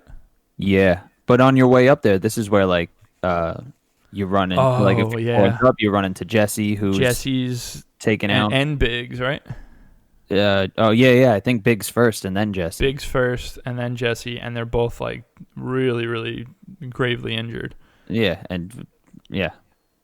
So they both basically give you their last words, and you're like, everything's falling apart in front of you. Basically, that's like what's going on here. Is like your friends look like they're dying. Yeah, it was tough, and it was very. I think they did a really good job because you actually care about these characters. It's a lot different than in the original, because they do die in the original, right? Yeah. They all die. They all die. Yeah, but there wasn't much weight to it in the original. In this, it's like these guys. These are your friends. They fleshed them out enough that you like Jesse's talking. Oh man, that was rough, and that's because they did such a good job fleshing out these characters. Exactly. Right, and isn't like Aerith isn't with you. I think Aerith went to go save Marlene or something. That's correct. Yep. And Wedge is, I think, down there fighting with guards or something. Right, I remember. Is this where he's collecting all the cats? Oh yeah, maybe he's collecting cats. And he's like fighting off guards and grabbing cats. This is his chance to shine. Yeah, definitely. Yeah. So yeah, you say goodbye to Biggs, you say goodbye to Jesse, and for both of them, Cloud's always like, "You're fine. You're gonna get out of this. Don't worry about it." Yeah. And so you get to the top. You have the fight with Reno and Rude. And of course they end up dropping the plate. despite your attempts to stop them. We do have, I think, is this the first time we get an instance of the Turks not necessarily having the motivation, the same like desires of Shinra as a whole? I think you see Reno and Rude in the helicopter. In the helicopter, where Like- Rude hits the stick, and Reno's like, "What are you doing?" You know? Yeah, he's Yeah. like, why are we doing this? Like, Yeah. they're kind of like very passe about it. This is where we Right. start to see that they at least have thoughts of their own, and they're like, "Wait a second," you know? Didn't Rude say something along the lines of he's just like, well, that's what they pay us for, so that's what we got to do, right? Isn't there something like that? Yeah. There definitely is something like that. Yeah, so they have play- more of a fleshed out moment on that in like an office later on in the game. Yes, definitely. I remember, and the Turks themselves, have another moment. Like by the end, Rude is like your final fight with him. He's like, yeah, "Fuck this." Yeah. So the plate drops, big moment. Basically devastates Sector 7. Aerith, interesting part. It's like mixed in with all this. Aerith like leans down to Marlene before she goes with what's that lady's name? The landlord. Moral. Marl. So she's gonna send Marlene off with Marl, but she like whispers something to her, and it gets all fuzzy in the way that the memories get fuzzy for Cloud. And you're thinking to yourself, what the hell did she say to Marlene that makes it like it's another hint at it seems like Aerith knows more than the rest of the group. Letting on, yeah. Yeah. So basically the plate drops. It's this big dramatic moment. It destroys the city. The people that are on top, Barrett and are, how could they not think like he's like Marlene is dead, he's terrible. Yeah. And they wait like 10 minutes to tell him. Like, I don't know. I know, like, yeah. They wait like 10 minutes. Like, the poor guy's like distraught. And then they're like, Eric, guess what? She's alive. After just like 10 minutes of like. That was rough. All right, But hold on. something I do have a important question. here. As the plate's falling, Is this Kate Sif you're going to talk about? I don't know. There's a blue Catchy. cat. Is that who you're talking about? Yes. So Okay. Catchy is how it's pronounced. Everyone and their mother called her Kate Sith, and the original called them Kate Sith. So how's But- it pronounced? It's Catchy. Okay. It is catchy. Catchy. But how bizarre is this? Shelby, I need your perspective on this, because the plate's dropping. It's this big dramatic moment. We're like looking at all of our people like in sorrow, and then you see this cat with a crown just like fall to one knee and like dramatically like put their fists in the ground like furious. I had no. I You must literally have been looked like, at the screen. I was like, "What the fuck is is that?" It is so bizarre that that's how they're introducing this character to the people. I just thought it was so funny because you have like cats are a real thing in the game. Wedge is running around saving them, and here's a big blue Sonic looking one. It is As if Sonic and Tails were the same character. It is so funny that this is how they do this. It is so I mean, like, funny. I loved it. I was like, oh, look. Yes. Yeah. exactly. Okay, so Yeah, what is dude, this that game- character? Is this like a we shouldn't even talk about it. But All this is right, a all right. major character in the next game. I can guarantee that. okay? I just think that's hilarious to me. And he's obviously high up, like he's way above the plate falling. So I was like, Oh, well, Yes. we'll find out about Yeah. Catchy. Yeah, there's Alright, a whole. cool. They were on their own quest, pretty much. Yeah. Catchy's Cool. pretty important. Yeah. Yeah, really important, really cool character. But yeah, so from there, plate drops and everyone's kind of distraught, obviously. But then the group, we regroup. And what happens immediately following the plate dropping? I can't remember. the plate drops and you wake up in the devastation. Like you're in the middle of it, kind of like just walking through, going like, Yes. "Oh, we need to find everybody." That's what it is. Yeah. Yeah. You're kind of like tearing through the different things and trying to find everyone. And is this where Barrett breaks off and you go as just Barrett for a little while? Or is that not yet? I don't know. Oh, right, because you're looking for Wedge. You're looking. Yeah. Yeah, then you go back down to the tunnels, don't you? Don't you go back to? Yeah, this is fuzzy for me because I don't remember exactly who is with who and how the crew gets broken up. I don't remember. But anyway, the next major part is, unless I'm wrong, the next major part is you as Barrett going through the underground, like just with Barrett. But that's and then you're like finding the people yeah. individually, right? Like you regroup with Tifa, who was underground. I think so. Don't the three of you go back through the part with like the robotic arms? Like, don't you, like, when you get out of the rubble, don't you go back through that tunnel? Maybe. I don't remember. Because I remember refighting some of those enemies with Barrett. And I think you're right. I think you're right, Shelby. You go back there because you know Wedge is alive. Or you think Wedge is alive. Well, the thing is, you get out of the tunnel and I think you see all the Sector 7 refugees chilling in the playground area. And then you go underground from there. Okay. That makes sense. And that's where you go into the Barrett sequence. Right. Okay, so that makes more sense. I don't know. I think so. I just remember going. And again, back as far as story goes, what do we really have before we like? I feel like there's a lot of non-story stuff here where we're just going through as Barrett, and then we're all getting together. Like what am I missing in between there and the opening up to do the final side quest? Yeah, that's pretty much it. Yeah. Yeah, I think that's basically it. I mean, you go back down and you're looking for where Wedge was and stuff like that. And you have that big boss fight with like the lion alien creature. Right. Oh, that's is that the one with Barrett and Tifa? Yeah. Yes. And you see that there's like these like humanoid monstrosities that Shinra created, and you start to think like, oh, that's exactly what it was. So because the plate dropped, it opened up the underground Shinra base. Right. That was right underneath you the whole time. That was underneath Sector 7 the whole time. And so you're exploring that base, and that's where you find these atrocities that Shinra created. And yeah, I mean, I don't know about you guys, but that whole section, I shot every single crate with Barrett that was up on the shelves. Oh my god, I did too. Got so many Moogle medals.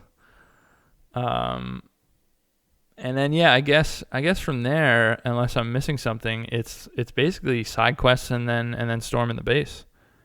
I know you have. Believe so. I know you have that moment.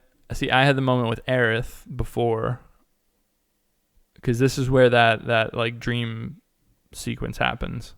I don't know if you guys had Aerith or Tifa. I don't know. Do you remember there's like a one-on-one? There's like a one-on-one cutscene.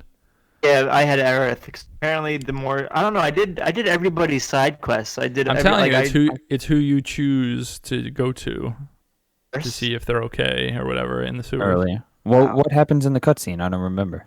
With Aerith, she just basically is like, don't fall in love with me, that kind of thing. Don't fight me, yeah. Yeah, like you don't, like you're gonna get hurt if you try to save me, whatever. I don't remember. I don't remember. Did you get Tifa? What did Tifa say? You might have got a Tifa one. Maybe also, yeah. But then basically before we head into the base, you meet with Elmira again, and because Song comes and takes Aerith, right? Yeah. Well, no, I thought after the plate falls, Aerith gives herself up. Yeah. But right. she does it. Oh, you're right. I'm sorry. That was with the whole Marlene thing. That's how she got Marlene out. Yeah. So she got Aerith Marlene out by saying, Aerith. yeah, because she basically says, "I'll go with you," but you need to, because they were stuck in Seventh Heaven and they were all outside. Right. So the only way for her to get out and get Marlene to safety was, okay, I'll turn myself in. Right. So then, now that you're back regrouped with your people, you go back to Aerith's house. Right, and that's when you find out. Because that's where you were like, Marlene's got to be there. That's the whole like motivation is like. Right. We're like, well, where's the safest place, at Aerith's house? And that's where you see Marlene again and Elmira. Really nice little scene with Marlene and Barrett where she's like, "Are you leaving again?" And he's like, yeah, I have to. And she's like, good. Like, you have to, then Yeah, I'm butter, happy whatever. you're doing it. Yeah, I like that a lot. Also, Wedge too. You bring Wedge back there, Yes. and Wedge gets to coop. Yep. Recuperate, right. And then, so after that, you talk to Elmira, and she gives you basically the full scoop. I found her with her dying mother, and then Sung came and told me that she's an ancient or whatever, and Aerith denied it. But this whole started because Aerith knew that her husband died. Like the day that Elmira's husband died, she like told her about it, and it was like really disturbing for her. But then she realized that she was right and that she's like special, Right. She can She got tell like when, she felt him like return she to said, the like, earth. somebody she you said, love passed away, and then like she got Yeah. the news like a day later or something. Yeah, exactly. And so she kind of knew, and then finally Song came and took her as a child. And then when I forget how did she just, I don't remember. She got was taken in as a captivity child, as a right? kid, but I don't remember how did Oh, Elmira no, get her no. back then. Yeah, that's what I'm trying to think. Did Song Hold on, just was visit and was she in Aerith captivity didn't go? as a child, and her mom helped her? That definitely escape from happened. there? Yeah, that definitely And happened. then- But yeah. didn't Song the Turk visit her at her home? Yeah, And when did she he was just a let kid. her stay? Yeah, I think he did. I think He couldn't said like you're move gonna or come something. with us at some point, Yeah. but like you could stay for now or something like that. Right. because And- the whole thing is Aerith has to come on her own. oh, that's right. She has to agree to it in order Right. to get there. Like, she Whatever can't be- experiment they're doing, she Right. can't be under any sort of distress or something like that. That's exactly right. So they try to convince her, and she's denying it as a like little kid, like a 6-year-old. So we get that whole flash, and then it's like, okay, well, we got to go to Shinra HQ to save Aerith. That's the whole thing. Yeah. So before we go, we do all these these side quests of varying quality, as the side quests are in general pretty meh. Yeah. I do like the lore behind the angel of the slums or something like that. Yeah, there's cool bits, and that character, that weird character that was like spewing. Remember, Barrett confronts the girl, and then you end up finding her. She's like the thief that stole Johnny's thing or whatever. You guys do that. Right. I love Yeah. Johnny. Johnny's one of my favorite Kyrie, characters in the whole game. Yeah, Johnny's an absolute lunatic. I love him. Call me bro. All right, bro. Yeah, I told you not to call me that. No problem, bro. And so yeah, the stuff with Kyrie is interesting. The stuff with the Angel of the Slums is interesting, but it's never, for me, it never feels like a full enough quest to make it worth the time. It just really feels more like padding a lot of the time. Yes, no, I agree with you there for sure. It's just a reason to go back through some of these areas to do a side quest, but also made me have a reason to search for stuff that you may have looked over before. Yeah, and it makes sense structurally. It just, I feel like I could have skipped out on those and still enjoyed my time. You know what I mean? Right. One thing I did like, and that's only because I've played the other Final Fantasy games, is when you have to fight that little turtle guy with the knife. Yes. Oh, that was so good. And like What you is get that guy called? It was in the same place you fought Rude too. Yes. Yeah. Oh, If you- it if was you get- such a if good you- battle. If you get close to him, he just like you Does lose a your one-shot entire- kill. Yeah. Oh, screw that guy. I forgot. Oh, that forgot guy about that. is so What's cool awesome. is he's in the other game. Like he's a Final in- Fantasy. Like He's in all. Yeah. Oh, he is. He's like a staple. he's Mhm. like in all the games. Yeah. Oh, I forgot. I'm pissed I can't think of the name. But yeah, so basically you do your side quests, and then it's all right, it's time to storm Shinra HQ. Tonberry. Sorry to interrupt. The Tonberry. Infamous Tonberry. Yep. The What is his Tonberry name? himself. Tonberry? Tonberry, yeah. He's one of Ton, the- T-O-N. He's like a little green turtle with like Yoda Yeah. robes or something. Yeah, You exactly. don't think much of him, but yeah, he's He's I got don't that know, I deadly love- slice. He's so good. All right, so we go to Shimmer HQ, and to get in, you guys sneak in on a truck. Doesn't work very well, obviously. You get found out right away. Start battling your way through. I like this area because you're fighting soldiers as well, which I think is cool. So you're like battling with these guys with swords as well. Right. But once you get in, right away, it's just so cool to see this like open lobby, like serene. Oh wait, like, is this after the grapple point and everything? Oh, I skipped a whole section of us climbing up. I was gonna say, well, not only Yeah. the climbing up, don't you go back through the sewers with Leslie and see Corneo a second time? Yes, and Yes, and you that find is out about where you Leslie. get the grappling hooks. Right. Because I Yeah, remember skip going through. so That's much, where I'm you sorry. like can go through all his stash. I remember you do all the side quests, and I was like, It's part of the you have to do you certain have to side progress quests the in order story. to do that. Yeah, right. so you progress the story and then do that side quest. So Yeah, you end up seeing Corneo again. And that's how you get the grappling hooks, but you learn about Leslie's past, and Leslie's fiance was one of Corneo's quote-unquote wives that he ended up getting rid of, like he does with all of them. And he reveals that they plan on blowing up all of Midgar or something and finding the New Haven, whatever they called it, the ancient prophet land or something. Yeah, what is it called? And they said that he's going to be the mayor of the new wall market. Yes. Right. So he reveals that plan. Promised Land? I don't remember. It's not Promised Land, but it's something like that. Yeah. Was it like the land of the ancients or something? No, it's okay. Yeah, but we know what we're talking about, though. Yeah. So you do that, and that whole backtracking through the sewers again. It just felt like way too much. Like padding. Even if I did like the Leslie bits and the Corneo stuff. Yeah. I'll tell you what, when I went and found that third Corneo stash and you have to fight the Ninja Turtles again, that guy kicked my ass a few times. Yeah, dude. Oh, man. And it was fun to finally open those doors in the other areas. Yeah. Like in Sector 5, that big ass area with all the treasure and Gil and stuff. Right. And like definitely felt cool, but it was like, it was a lot of padding. Yeah. So after that, now we got the grappling hooks from doing that stuff with Corneo, right? Like Leslie gets us grappling hooks. Yes. Yeah, when we come out of the sewer there.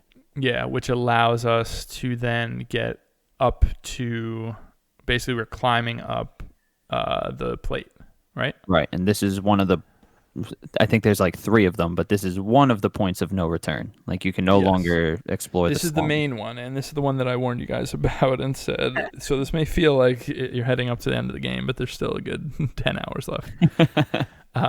Yeah, no joke.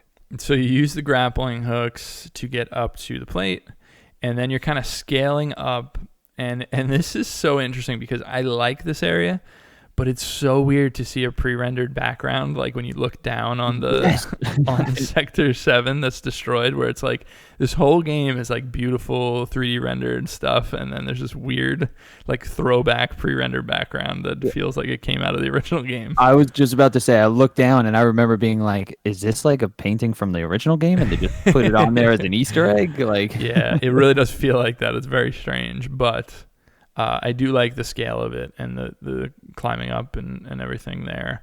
Again, they added another weird mini game where you're, using these grappling hooks to like traverse different, jump points. Right. So you're fighting your way up. And then how do you get? Is it just that you have to fight all the way up there in order to just get to HQ in general? Headquarters. I think so. You wind up fighting that giant helicopter pod looking thing, and I think after that you just continue goes climbing. To nighttime. Yeah. It just like flashes to nighttime and you're at the top and you're like, ooh, we'll get in by hopping on these trucks. Yeah, I believe so. Did I miss anything in there? Not that I can remember. There's some good stuff here, and I don't know how far it is. I mean, the main thing, I think there's some stuff here with Tifa, like looking down at the rubble of Sector 7. Right. Where she's like, angry and like trying to figure it out, and Barrett's like trying to explain like this rage doesn't mean that we did anything wrong. It should be more reason to want to fight, you know. Right. She's always been hesitant, you know. Yeah. She's definitely like secretly conservative and not like on board with them a lot of this stuff. Yeah. But yeah, so we have some good bits there, and then I'll jump ahead to what I was saying. You fight the soldiers, and you get into. You have your cover art moment here, right? It's like the pan up to the. Yeah, and then like it comes all the way out, and then you see Cloud looking up at the thing with the sword on the back. It's like definitely. That's cool. And then so you're in the lobby. It's like a very pristine, modern, like glass windows. There's like cars and stuff, and it looks like a showroom floor. And the thing that's cool here is just walking around, and it's like an empty area, and you're just kind of like exploring this like totally unique feeling place to where you've been so far, where you're mostly in the slums, and then like, you know, it feels so different, and it's really, really good. Now here is, I believe, so you do the whole platforming with Tifa to jump from the chandelier to chandelier, and then jump in and everything. Yeah. And now you choose stairs or elevator. So I'm guessing we all chose stairs. I guess I chose elevator. I don't you remember. You did choose elevator. Okay. I think I went in the elevator too. Wow. Did you guys I don't remember there being a choice. I remember in the original game the stairs. I remember that. That's why I did the stairs, because I love in the original game they actually make you do it. So in this game too, they make you actually climb 59 flights of stairs. And it's a really funny bit of you like actually slow down because you're getting tired, and like Barrett and you are just like arguing and like talking about, I'm not tired, you're tired, like going back and forth. Oh, I wish I did that. I didn't even know that was an option. I just took the elevator. Did you do the same thing? Oh yeah. It's really, really good. It literally takes like 15 minutes to climb these stairs, and it's so good. They're just going back and forth the whole time, and Barrett's like, I'm all right, I'm coming. Like it's really, really funny. But on the elevator ride that you guys took, this is where we get my favorite Barrett moment, where Tifa is talking about how, like, you know, there's like, I know we want to destroy Shinra, but there's a lot of normal people working here too. And Barrett gives this awesome spiel about like a good man that works for an evil corporation has, you know, is responsible. Yeah, like shares responsibility for those evil actions. Like, you know, like just because you're a good person, if you're helping do something evil in the grand scheme, that doesn't. Yeah, like you still have some responsibility there, and it's a really good. That whole scene is so good. I absolutely love it. Too, and especially like the context in which it happened. Like the whole time, every time, you know, you're supposed to get to like the 60. I don't know. The elevator only goes to like the 64th floor, or whatever. You have to get to the 69th or something. And every time you go up like 10 floors, it's in the past like few times, like enemies have been coming in. And one time, Barrett has Cloud has his sword out. Like some random employee. Oh, it's just the dude, right in his face, right? He's like on the phone. He's like, what? It's like, you know, runs away, and that's when Tifa. That's when that whole thing happens, yeah. So it's well done. Again, it hits home the idea that, like, you know, these people didn't, you know, come from space. You know, these are human beings that have for some reason to do these evil acts. And I think that's really, you know, I like when, you know, any sort of, you know, story goes that way, because it kind of makes it more like, you know, it challenges you more, because it's like, oh man, like how do we fall in those traps? Well, and it's also, but it's also a good reminder of like this revolutionary violence is a choice, and you better have the beliefs that we have. You know what I mean? Like they're like. That's why it's like calling Tifa out on it, of being like, we know that these are human beings and we choose to do this. So if you're not on board with that, then you know what I mean? Exactly. It's really, really good. It's one of my favorite moments in the game. And definitely would love more of that from Barrett instead of the Mr. T spiel. Oh yeah, because when he talks like real, like he has some really really cool things to say. That moment and the hold on to that anger is those Yeah. two are like definitely the high points for him. Boy. So we get up to the 59th floor and we get a flash. This is such a good scene. We get a flash of Scarlet, who we've seen before on the news and stuff, like calling out Avalanche. She's like this powerful, boss lady type of person. And we get a flash of her sitting on a chair using a like grunt Shinra soldier as an ottoman, literally as a footrest. And he crawled with her. Yeah, she's like, "Come on, let's go," and he's crawling on the ground next to her. Like, it's just so good. This game has such a good balance of like being just funny, weird, like over the top, but also trying to be, in a grounded story. I just love the tonal shifts in this game. So from here, we're basically going floor to floor, talking to different people, and then you get to the archive where you find the mayor, right? Yes, I believe so. This is like the first major thing once you're inside. Yeah, you're like climbing. There's a couple of cutscenes, I think, here and there with the enemies, but you eventually... Do you find the mayor first, or do you find the theater that like does that giant... Oh yeah. That's one of my favorite scenes in the whole game, but I think that's after. I don't know. Because I think Shelby's right, because you go through like the history of Shinra. You see like the President Shinra has his own room where you see a statue, but I and you see you all the got good the things tour he's done. guide, like the tour card from the mayor. Right. I Oh, don't remember. I don't know. Could be I think either way. I think you might be right. I think you see the mayor regardless- first, and then he gets you up to the... He says like, "I can only get you to 63," or something like that, and then you have to find a guy. Yeah, and say the mayor is the best.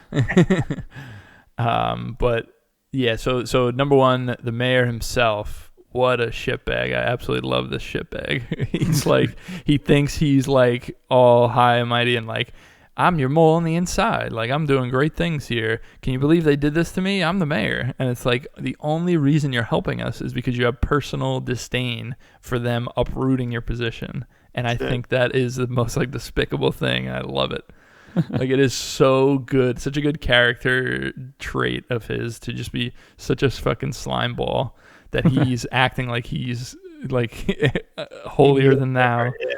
And like so important to the team when it's like, dude, guess what? If you still had your position as mayor, you would fucking love Shinra right now. It's so good. So he gives you a key card. He helps you go up. I think we see Wedge here. Like, we see a flash. Do you see him, or do you see him later on in like? I know a you thing? see him like near Aerith, but Yeah. I thought we got like or maybe he says I was in contact with Wedge or something. Yeah, something like that.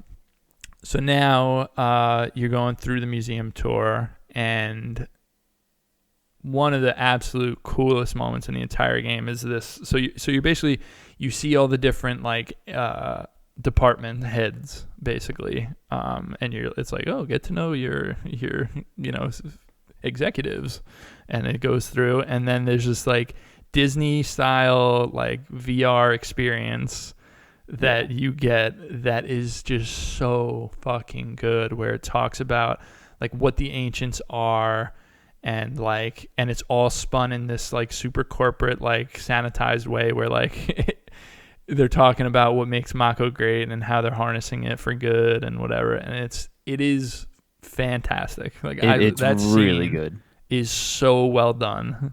I love for that sure, and scene. they get like in depth with the ancients and like talk about the whole originality with the world and stuff like that. Yep. Super cool sequence. Love that. So you're going through there, and then I'm trying to think, are you from there? I know we go through the vents and spy on like the boardroom meeting.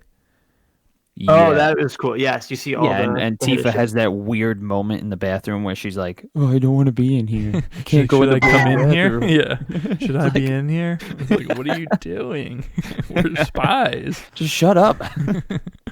Um, That was and fun. so you're sneaking through the vents and you listen in on this boardroom meeting, and this is the first glimpse that you get into. Oh, I need to know this guy's name. I forgot his name already. Which one? The one good one that Oh, runs yeah, like the the guy that's, like, infrastructure. We yeah, gotta he's, find like, his totally name Reeve. because against he's a Reeve. major Reeve. Yeah, he's a Reeve. major character as the game goes forward. Yeah, Reeve. he's super important. Yeah, so this whole section is really interesting because it's Reeve saying, okay, so I got all this stuff ready. We're going to start rebuilding. And President Shinra's like, we're not rebuilding Sector 7. He's Yeah. like, wait, what? And everyone else in the room is obviously like on board with President Shinra except for Reeve. So you can feel that disconnect, obviously. Right. Something I missed, which I'll bring up really quick, is the weird little short guy saw Yeah, Sephiroth. earlier. it's supposed to be Sephiroth, right? Is that what the implication So there is? was a cut scene. Yeah, it was pretty blatant where it was like Yeah. there was a cut scene where you basically feather. Sephiroth came through. You saw the feather, and the guy drops his tea, and he's all freaked out. So in this boardroom meeting, after they talk about how they're not going to rebuild, he says, "One more thing, Sephiroth's here," and everyone's like, "What? Are you sure? It doesn't make any sense. That's Sephiroth's not here." Yeah. And then That's they all just clear as day. He made me drop my tea. yeah, exactly. And so Hojo is the only one that's curious about it. Everyone else kind of like laughs him off, right? Right. So All right. from there, your goal is to follow Hojo and get into his lab, right? Right. And So Yep. around this point, isn't there that cutscene with Reno and Rude too, where they're kind of like, "Can't believe we did this," and then the other guy's like, "Well, if it gives you any, if it makes you feel any better, if you didn't do it, somebody else would have done it," mhm. about dropping the plate. This is about the same. Yeah, you're right. Yeah, This is around the it's same somewhere in there. I don't know if Mhm. it's probably after, but Right. So now it's time to go to Hojo's lab. So we go through very quickly. As we're going through, we find our friend Red 13. Oh yeah. It must have been very strange for Shelby. Again, it was what was funny is I was fighting Cthulhu. I don't know if that enemy has a name. Genova. No. That's it. The first one, the one that looks like Cthulhu that you fight that has like little And you know what I'm talking Hojo's about? he's like, you Oh, can't get me. Here's my Like the biggest invention or crab whatever, guy, yeah. the big. It's like the a big, it's sea like a weird monster. looking. Yeah. He's got like Davy Jones, Yeah. and I was fighting him, and I was running past some of the stuff, and I didn't notice it while I was fighting, but as soon as I finished, you see Red 13 Yeah, he's in in a the cage. cage in the corner. And Yeah. I was just like walking by because I go through every room meticulously to find Mhm. chests and stuff. So I'm looking at him. I was like, oh, there's a lion in there. Like, all right, whatever, another lab experiment, and just kept going. And then like right after that, Red 13 breaks out. Right. And yeah, I didn't know what the hell was going on. So Aerith touches him on the head, right? Yeah. And so does that give him the ability to speak, or he had that already? She just kind of gives him reads his thoughts? He has that ability. Okay. Yeah. His well, it's complicated. We see a little flash at the end where you see Red 13 and like it looks like the planet is back to nature and like stuff like that. So Right. that's where you get the glimpse of like, okay, him and if there's anyone else like him are like part of the ancients in a way, you know what I mean? Like Right. they lived in harmony with the ancients, whatever. Yeah. So right away, I mean, this guy seems wise and knows what he's talking about. So it's like Red's the he's best. kind of like on the same level as Aerith, where like you know that he knows more than he's letting on, you know. Mhm. But I know we got to get through this stuff, so I'm just gonna kind of cruise through a little bit because I know Dan has to get out of here at a certain point. One thing I do want to ask, I think in this around this moment, you see Hojo, and he says, "Oh," like looks at Cloud and goes, "You were a soldier," and then he goes, "Wait a minute, you weren't a soldier." Yeah, And he then says he you goes, weren't "Wait a a minute." soldier He for the goes, first time, and then disappears. Yeah, and he goes, wait, could it be? Like he's very like confused about what's going on. Yeah, I was confused too. Yes. So to jump ahead a little bit, we go through Hojo's lab. We see Hojo talking to Aerith. He has her in captivity, and he's basically saying that he wants to like impregnate her. He even says this in the boardroom, and everyone kind of looks at him weird, where he's like, we could impregnate her and make another ancient. You know what I mean? Like fucking weirdo. Everyone else is like weirded out. Hojo's just like so disgusting. He's just like so icky. But even the other like terrible people like agree. So is the implication that his full name is Howard Johnson? Like, is that we're on board with that, right? But yeah, so we see that moment with Hojo, and then in his lab, once we get in there, we see this big creature in this tank, and correct me if I'm wrong, but Cloud calls it Mother. Is that right? Yes, I have that written down too. Genova, Mother ? Yes. Yeah, it was like a flash, and he's like, Mother? Like he gets like freaked out. And collapses, like at the door. So that was weird. But basically you work through Hojo's lab. This section goes on for way too long. Even though like I like it, it goes on for way too long. It's chapter 17 is too long. It's so long. So you're going through the lab, and Hojo like stops Red 13 from attacking at a certain point. Right. And that's when he like kind of calls out Cloud for like not being who he thinks he is. He like does this whole thing, right? Yeah. And then where do we go from there? I'm trying to think. Well, leading up to this point is like the whole. I did like the fact that you're switching back and forth between parties, kind of. Because I like the mechanic of it. It just went on too long. So you're going back and forth. I completely agree. And then then Aerith and Tifa and Barrett and Cloud, right? On the fourth cycle is where both parties wind up fighting the fish, the mechanical fish. Yes. And then after that, you guys regroup because you go get them, you knock down that door that Cloud and Barrett are trapped in. You regroup, you go up the elevator. And that leads you to President Shinra? I think that leads you to President Shinra, like to the roof. Yeah. So when do you... All right, so what we missed was Aerith. Because because she was in that little room. Well, we didn't talk about that. Yeah, when you beat Davy Jones, you go into that other room. Okay. And so break her out. Okay. So you break her out, and she kind of explains a little bit more about what the ancients are.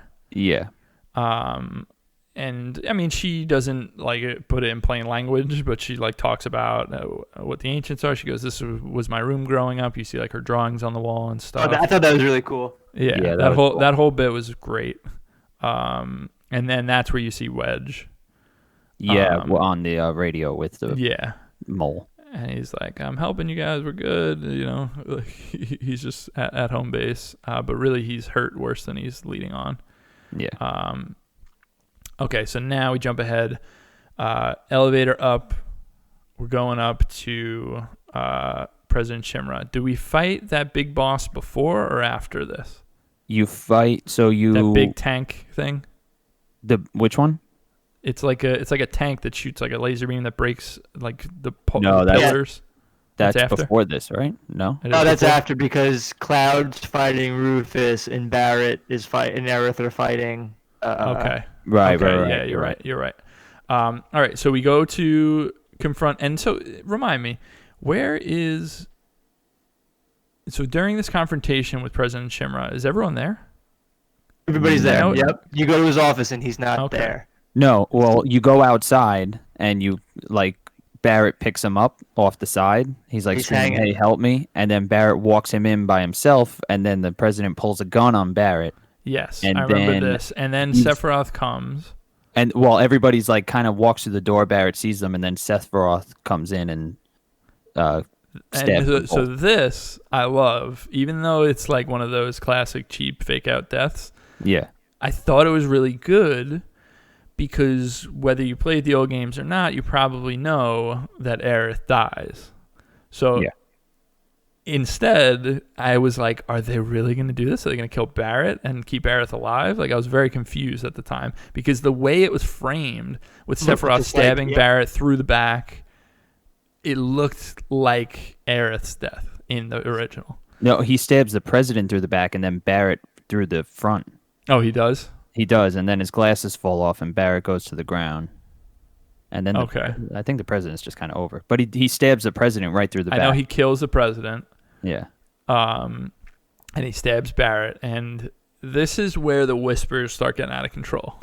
This is like the beginning of it. Yeah. Because, and this is what sucks, I feel like I wish we had a little more time.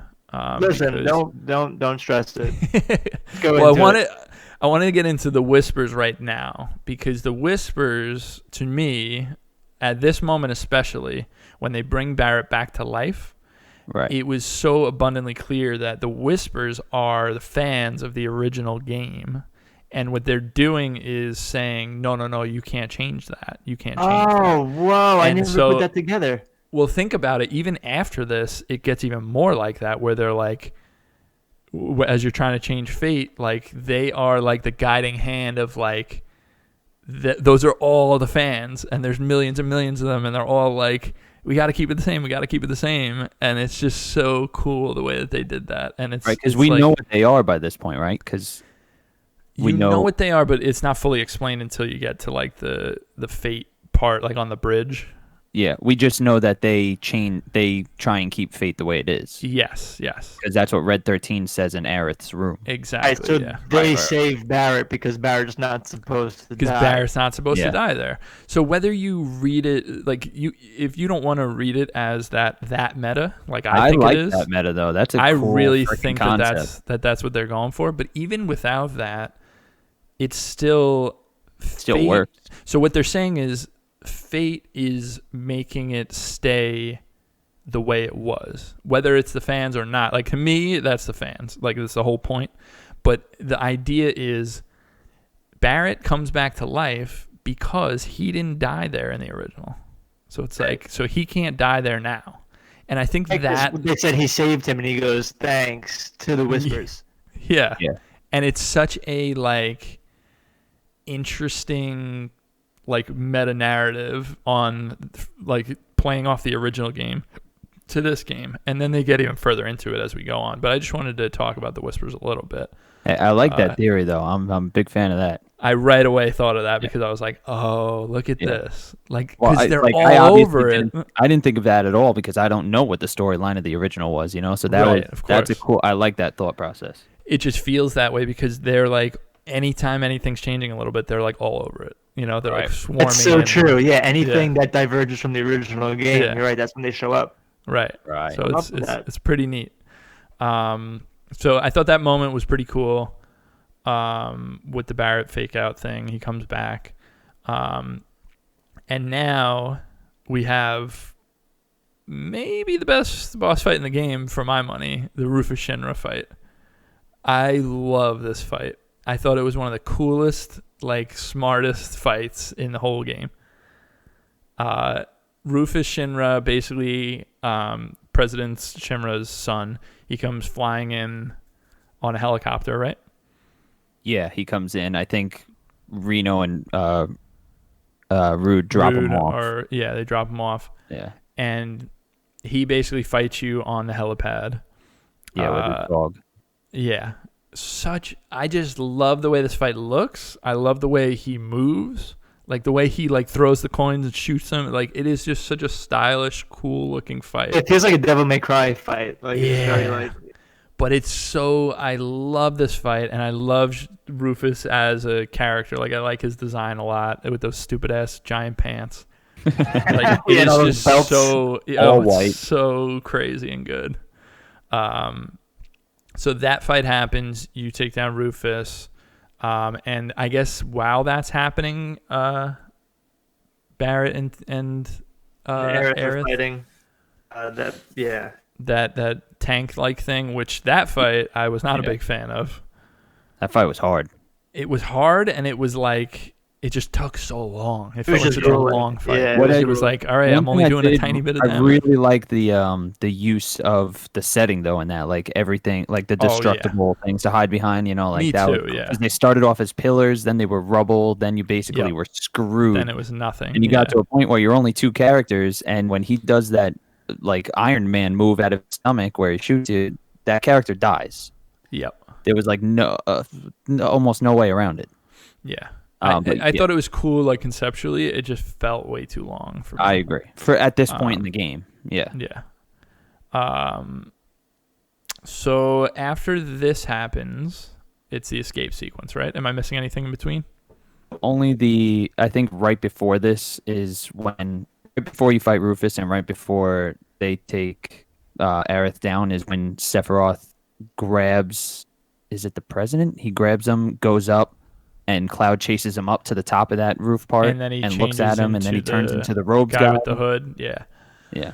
Yeah, so this is the beginning of the reunion theory, which was a big part of Final Fantasy VII at the end. So all these guys in the hooded robes are clones of Sephiroth that are basically like now wait, we skipped the Genova fight entirely, huh? But we'll go back. Oh yeah.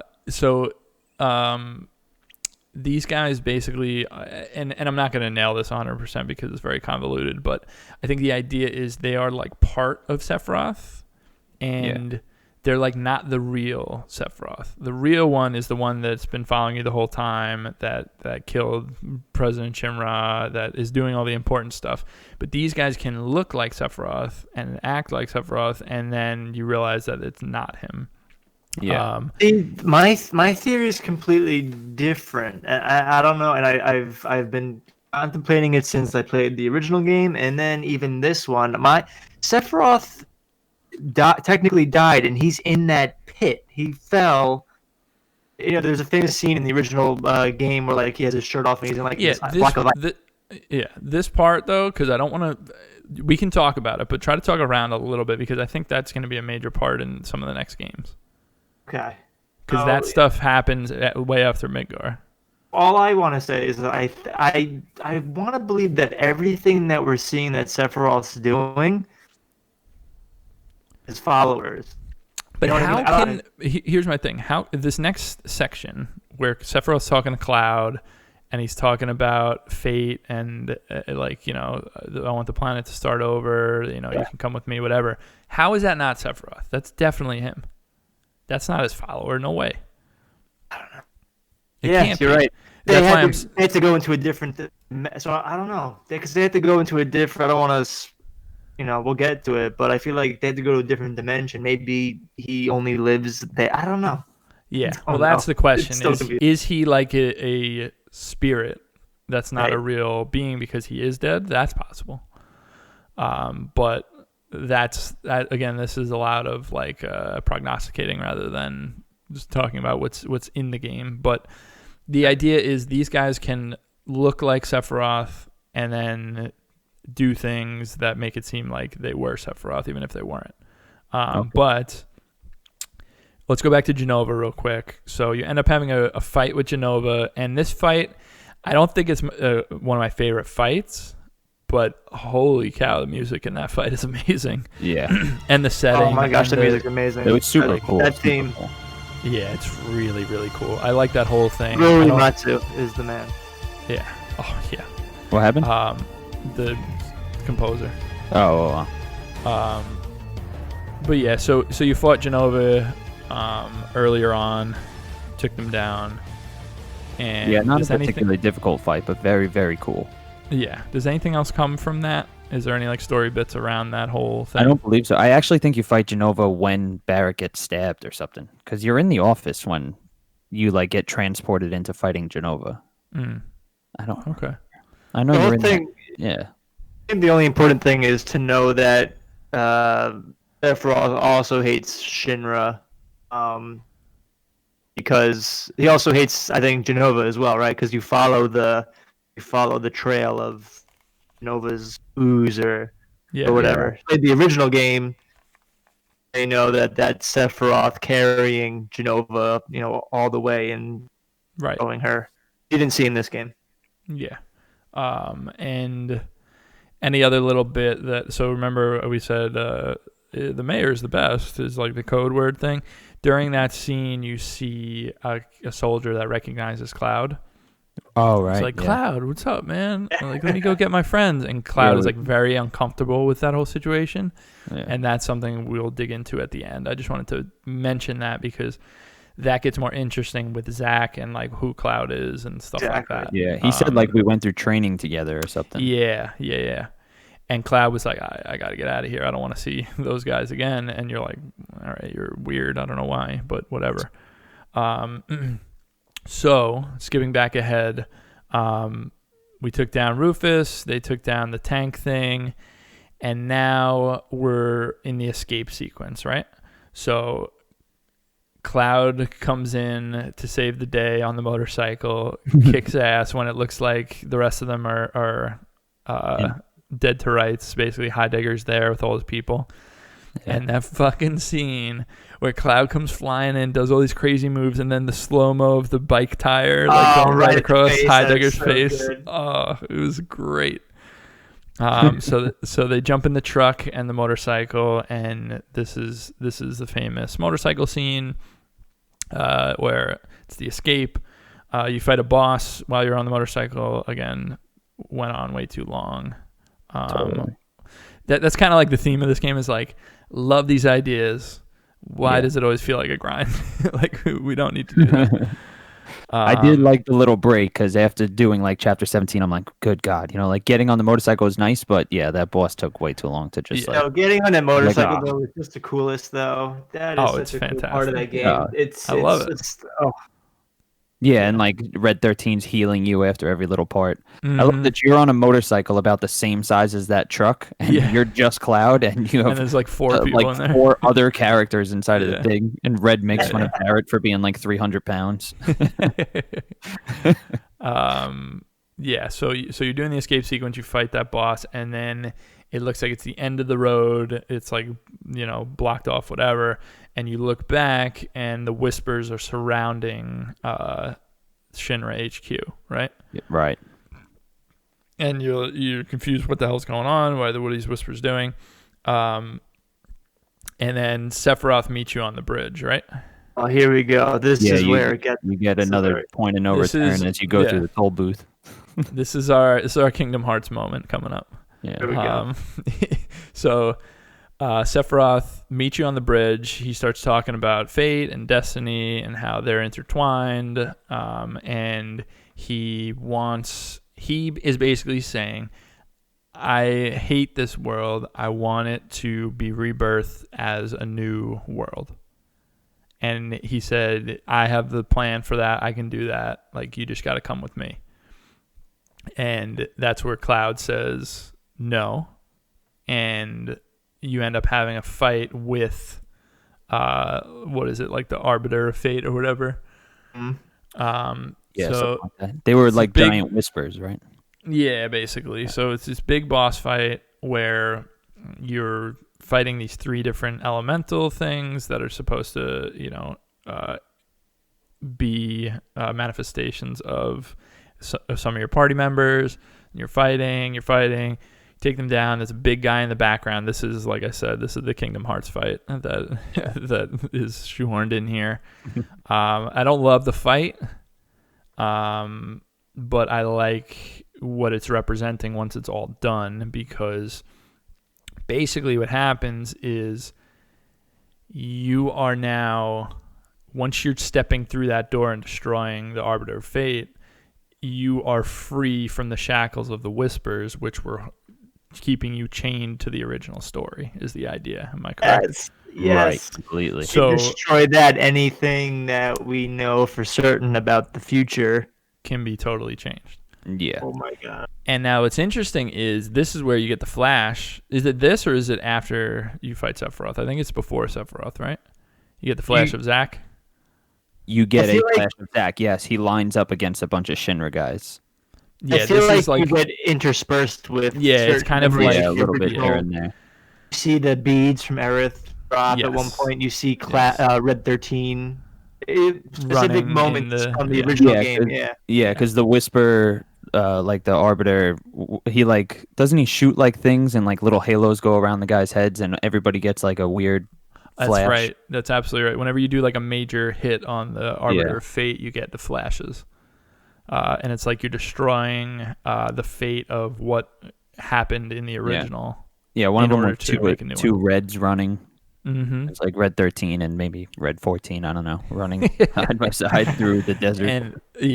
And so the stuff with Zach we'll talk about real quick so I don't mind spoiling this because this is kind of like a setup for the game, and there's too much Zach at the end of this game for us not to talk about it. So you at the end you see Zach lining up to fight a bunch of enemies, right? Yeah. And in the original game, that's where he dies. That's where Zach falls. That's where he loses and dies.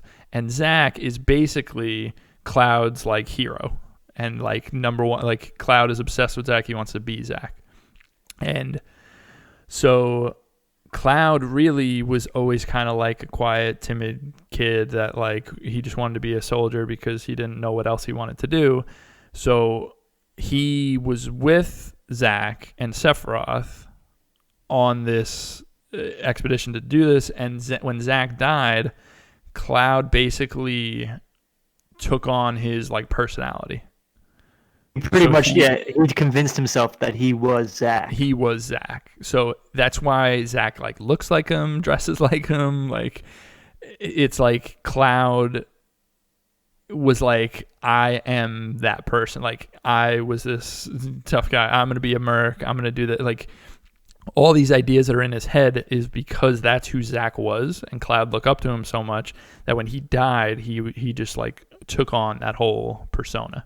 And that's why Aerith like looked at him and was like, "Oh, you remind me so much of him," or whatever. And it's like so fucking creepy to look back on now, where it's like he literally like Zach was like Aerith's boyfriend, like literally, and then he died, and now Cloud is there, and he like was there when Zach died and became him. So that's like the whole spiel of like what that is. So what's interesting is, at the end, like as all this stuff's happening, I think this might be the end cutscene. So I might save that for after Sephiroth. But what about Sephiroth? Yeah. So the Sephiroth thing is, Cloud says no, he doesn't want to go with him. He's like, you can join me. This is easy. We'll create a new world. You know, it'll be great. And right, so what Sephiroth wants to do is he has a god complex. He wants to destroy the world and rebuild it in his image. Yeah, exactly. So Cloud instead wants to, change fate and change the fate of the world and try to work together to make the world a better place, the world that exists, right? Correct. Yeah. So when he makes that decision, it's all right, time to fight Sephiroth now. So the boss fight itself, I like it a lot. I like the phases. I think the style of it is fantastic. Yeah, very Devil May Cry in that. Very, very cool. I love the way it looks. I love the way Sephiroth moves. The thing I don't like is in that final phase, he has multiple moves that can like one-shot you. Yeah. And it can be very tough and frustrating. Dude, I'm telling you, I fought him 5 times, and the first 4 times, that's what I got all the way there. That's what killed me, and it pissed me off so much. Mm-hmm. But when I finally beat it, it's like it is a very, very good boss fight. You have to go into it knowing what the hell you're doing, because it's completely different than the elemental fight right before it. Like your game plan has to be totally different. Yeah. So I told you earlier, I'll go through it quickly. Like I played it last night and did the sequence, and when you get your 2 characters, I got Tifa and then I got Barrett, and then I couldn't beat him, so I turned it off, turned it back on this morning, and I got Aerith and then Tifa. So like my whole game plan was switched up when I finally did beat it. It was like a completely different thing, and I like having Barrett because I have a good loadout for him. So when I got these 2, I was like, son of a bitch. I was like, oh, man. But I planned for it and finally won. But I agree with you entirely that last phase is just like so hard. Mm-hmm. But it's just brutal if he yeah. gets the hit off. It's like you can just And wipe that's it. the thing. Because if you get hit by that whatever it is, Hell's Angel thing, like you have one health, and if you have no ATB loads, like you're freaking you're done. screwed. What do you think of the fight overall, Dan? You know what? I enjoyed it. I agree with what you guys said. I think it was challenging and it was difficult. But that didn't bother me. I guess I was just so hyped to finally be fighting him that going to be the final fight. That even though every time I died, I don't know, I was still eager to get back in there. I don't know. I enjoyed it, quite frankly. Yeah, I enjoyed it as well. Yeah. So after the fight, we get that final scene, and this is where it gets really interesting. So what happens with Sephiroth himself? He just kind of is like, all right, fuck off, and leaves. Well, you guys are on that. You're on that like little rock in the middle of the galaxy, and you have the world's coolest freaking last fight cinematic between the two of them, sword fighting. But he just chills and he kind of tells you like, all right, now you get to choose fate. You know, like he says something like, yeah. Again. I'm sorry, I didn't mean to cut you off. No, it did feel jump right in, but he says something like the next 7 seconds are up to you. You know, like you get to choose. I know that. Happens. Yeah. But other than that, he's still kind of asking you to go with him, and basically you fight him and say no. Yeah. And doesn't he say like I'll still be waiting for you? Like isn't he like no matter what happens, I'll be waiting for you. Oh yeah. Yep. And then what happens is you get a flash of Zack and Cloud together, right? That's like escaping. Yeah. See Zack, and he decimated that entire army. Yeah. And they're like escaping together, and you see a flash of like a poster of Stamp, but it's a different breed of dog. It looks totally different. The Stamp. Oh, it was on like a potato chip bag. That's what it was. Yeah. So implication there is that this is an alternate timeline. Yeah. Zack survived. An alternate timeline where Zack survived. So the question then becomes is, are we continuing? Is it going to be a split timeline thing happening in real time? Or because we changed fate, that happened in the past, like our past, and now Zack is actually alive. Okay. You know what I'm saying? I interpreted it as that was like a prequel thing, because when you guys are walking out away from Midgar, he's carrying Cloud into Midgar. Right, and that's why I'm wondering, is that something that now the timeline has been changed and that did happen already? Yeah. That's what you know what I'm saying? As. Yeah.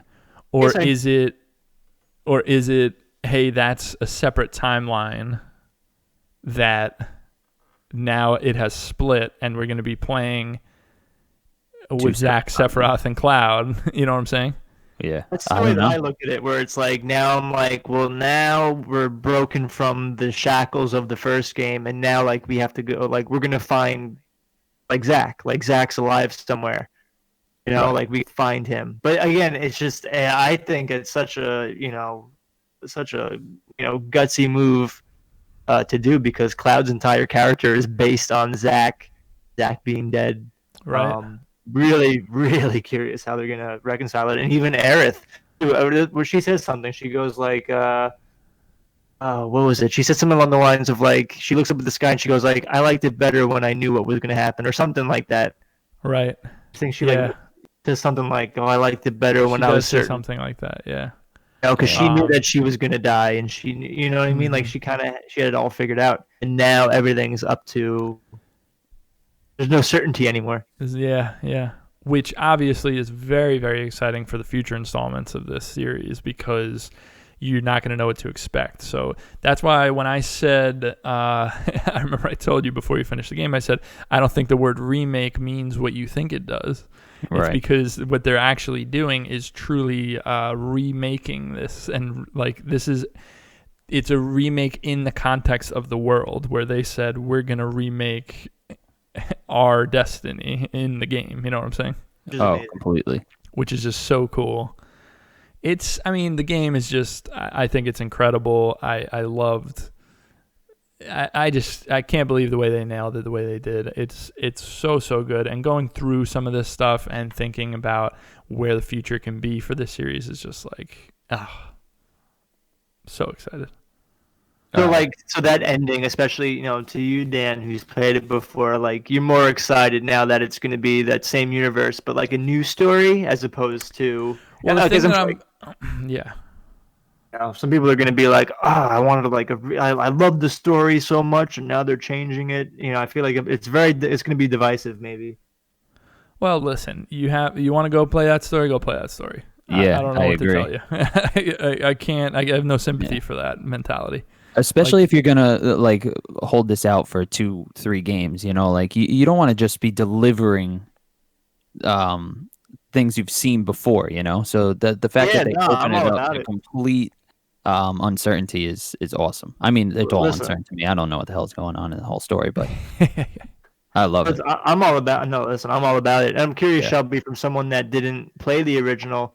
When you got to the end, did it hit as hard as it would have for? I mean, yeah, I would say obviously not, just because I was kind of trying to piece together what the hell was going on. Like I said, I have notes written down beside me, and one of them is who the hell is Zach? There was more confusion. I know nothing about that guy. I obviously understood that he has something to do with Cloud. The fact that the first time you see him, a boot steps out and he's dressed exactly the same. Yeah. Right. So I was like, all right, maybe these two were soldiers together going through training. That's what I interpreted it as. But it's all. It's one of those cliffhangers for say a movie you've never seen before, and you're like, well, I'm going to see the sequel. That's what happened at the end of the game for me, and I couldn't be more excited. Cool. Anything we want to touch on before we wrap up? I mean, obviously we covered a ton of stuff. It's a long game to get through the summary of, and I think we did a good job stopping along the way and discussing. But is there anything that feels untouched that we want to dig into before we wrap? That's a good question. I feel like we hit so much stuff, and honestly, the ending for me is the Hold on, I do want to bring up one thing. Biggs is alive. Yes, that post-credit scene or whatever. Don't you see Jesse's ribbon? You see Jesse's ribbon on the table or something, right? You see something? No, I thought that was Biggs' ribbon because it's in the same room as him. They both wore red headbands. They both wore the same thing. Oh, okay, gotcha. I think and he's back in the orphanage, right? He's in the top floor. Not that I'm mad about it. I was just like, I thought he had a good send off. I don't think he needed to remain. Well, do alive. we think so? I mean, if Jesse's really gone, well, that's the thing. Is Jesse now gone, or is she like a frozen head like Disney? What's going on here? We're just going to keep all these characters alive? Yeah, I'm curious. I'd be curious to see. I mean, also, like we said, if they changed the fate and the past, I'm very curious how that interacts with what these characters like. Are they alive? Or maybe Jesse never joined Avalanche. We don't even know. You know what I'm saying? Yeah. That's why I'm curious to see if we're talking about two timelines or if we're talking about changing the past in this timeline that we've spent this much time with. You know what I'm saying? Right. I see it as I guess a different timeline, because if we're following kind of the beats that we talked about already, then there's a reason the Dementors didn't, or the Whispers didn't protect Jesse and Biggs in that instance, with the plate falling. But but in this alternate timeline, we see a flashback where they did. That's the plate's falling. That's exactly what I'm saying. That's the question: is did that stuff already happen, and now the split is like a Doctor Strange style parallel timeline. Whenever an action occurs, it could have occurred or it could have not occurred, and then the timeline splits and runs parallel to each other. Gotcha. Right. And then are we interacting with both? Are we just following one, like in the future? This is what I'm so curious about, is the door is wide open. Right. The door is wide open for some wild stuff to go on. And no matter which direction they go for it, if it's done well, I'd be happy, because I like the idea of saying the past has changed, everyone's memories have changed because we changed our future, and that therefore everything is different. Zach's alive. So what's Aerith and Cloud's relationship? And what's like, So that would be really cool. But what would also be really cool is if you're swapping between the two timelines and trying to, figure out how they interconnect and stuff. Like, I could see it being really, really cool either way. My only fear is that it becomes a little too Kingdom Heartsy because obviously the ending of that is pretty convoluted. The ending of this game is pretty convoluted, but in a good way, in my opinion. Yeah. But I could totally see it going off the deep end. But we'll see. What happened to Wedge? He got pulled away by those the Whisperers, so I wonder what that means. I mean that at the end where he was trying to change what was happening and they wouldn't let him do anything. Right. But I don't know. I don't know how he stays surviving. But he does. He stay living. Anything else, guys, before we wrap? I think that's about it.